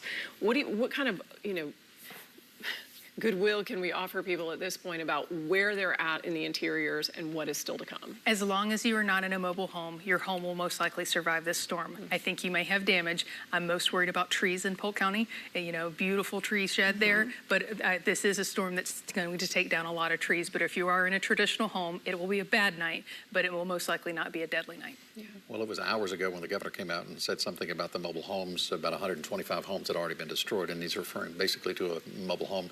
And in these elderly communities, 50 plus and up, and that's where some of these homes were being. And some of these people, they moved to Florida and they think this is going to retire. Their whole lives are set up here. Paradise. Yeah. And then something like this happened. It's devastating. Doesn't seem like strong enough a word for what they're going to have to deal with. No, our chief meteorologist, Jeff Baradelli, has been talking about how this storm will be a marker for people before Milton and after Milton, right. and especially for people that lose their homes or have such significant damage that they do make a different choice about how they're going to move forward. Can you talk a little bit about, for our southern counties where so many people evacuated the coastlines, and so they have no idea what is happening for them there? What are some of the storm surge numbers you've already seen? We've already seen 10 feet in Sarasota, and that will probably, just south of Sarasota, closer to Venice, will probably be the peak. We don't have a lot of great storm surge sensors that give you live readings. The National Hurricane Center and National Weather Service, they go out and they do surveys. They look at water lines, they calculate timing, and they look at all the other gauges that we do have to determine what that peak surge is. But I do think it's going to fall within that 10 to 15 foot range. I'm a little happier that it's not already at 15, that we're not already seeing that, because we could have already seen some of the surge peaking. Now we are headed up towards the high tide right now. It was just after or just before high tide for Sarasota and Manatee counties. And so I do think that we're probably seeing the highest numbers right now. The only other news to consider about the storm surge predictions is they often give you the worst case scenario. And so that they try to design that, and the model's designed that it would only be exceeded 10% of the time, because evacuation decisions are made on this. They don't want to be in the wrong, and they don't want to cost people their lives, so they do give you that. So I'm hoping it stays on the lower end of that 10 to 15 foot range. Well, you also know for sure when you go out and you measure that water line the next day and you say, okay, we know where it was, because there it is. It's right on the wall. Yes. Well, let's hope that it can go away sooner than later in terms of this high tide. That is the good news with the fast-moving storm, as things change just as rapidly and to get better. And so that's the good news, is the winds will shift, the water will rush out, and we'll be able to start to see what it looks like tomorrow morning. It's been a roller coaster ride here tonight so far, and it's not over yet. Thank you, Rebecca. Thank you. Jeff Patterson is standing by for us right now. He has been watching conditions in South Tampa. Oh, there you are. There he is. He's in his vehicle. And you're on Bayshore right now, right, Jeff? We are, and I feel like I'm on Iron Gwazi. If this is a roller coaster ride, I feel like we are in the middle of it, because right now the Max Defender Storm Chaser vehicle is being buffeted around pretty good by some intense winds. We'll take you outside and show you what it looks like. We have been watching the intensity of these winds kind of ebb and flow and surge, if you will, at times, and it has been very intense for the last hour or so, I would say, just with the winds picking up and the rain coming down. We have seen a huge amount of rain in South Tampa today. It's been raining since this morning and has not let up, and so there have been times where the rain has been just incredibly intense. And so earlier I was on Davis Islands and standing on East Davis Boulevard in about a foot and a half of water, and then the water started to come up, and that's when we decided it was time to leave Davis Islands. But this was not storm surge. This is just because the ground is so saturated that we're seeing just the system, the stormwater system, being taxed to its max, and it can't handle that, and so the streets are starting to flood. And we've started to see, as we were driving through South Tampa, starting to see down trees, some down street signs. The power has gone out in parts of South Tampa now that we can see. We can see some lights on, but I believe that's probably from generator power, because it seems to me that the majority of the electricity right now in South Tampa is out. And I'm getting texts from friends and seeing their messages and they're confirming that their homes are without power. I noticed that a friend of mine several hours ago in the Riverview area lost power. They have a generator, but the power in their neighborhood is out. And so a lot of people are experiencing this. And so it's obviously not safe for the power company crews to get out, or for that matter, even for first responders to be out driving around. That's why we've sought refuge under a concrete building with cover on 3 sides of us. And yet, when the wind comes through the area where we are, you can just feel this huge vehicle kind of bounce around a little bit. And so that's why I'm sitting inside right now rather than standing outside in the really windy, rainy conditions. But we're keeping an eye on things. And earlier, when we were on Bayshore Boulevard underneath the Davis Islands Bridge, we saw the water that had rushed out. And in Hillsborough Bay, that the water was just completely out, and it was mud flats there. I know this is not the first time it's happened, but the one thing that we were fearful of is the huge storm surge from Milton, because this was a large, powerful hurricane. And so a number of people in the Tampa area may have been spared from that storm surge, but I'm sure that the people in Sarasota, Manatee County are feeling that now. And so there's a lot of coastal communities that are probably having a great deal of storm surge and have had to endure that, along with the intense winds from Hurricane Milton. And once it's safe for us to get out and to drive around and to survey this damage, I'm sure that the barrier islands in Sarasota and Manatee counties will have suffered a great deal of damage from this incredible storm. And now it's moving inland, and the people in Polk and counties and those inland counties are starting to feel it. And I know that a lot of people evacuated from the Tampa Bay area and went to Orlando. And so now the storm might cross over them. And I can remember in 2004 from Charlie, Francis, Ivan, and Jean, people evacuated to Orlando thinking it would be safe. And yet when those storms crisscrossed over the Orlando area, there was intense damage from those storms as well. And I'm sure from Hurricane Milton, given the size and strength and intensity of this storm, that they'll have problems there as well. So we are certainly wishing that everyone is in a safe location and being safe tonight. But I know that once we are able to get out and see what the impact of the storm is, there will be significant damage that we will be having to deal with for some time to come. And I'm sure that even though the power company crews have a lot of people in this area to help out after this storm passes, there's going to be some people in our community who will be without power for some time to come, you guys. Thank you, Jeff, for that. You're right. And it's just the reality of what happens after a storm. I mean, we knew this was going to happen. It came as almost expected. It's doing a tremendous amount of damage. Yes. Some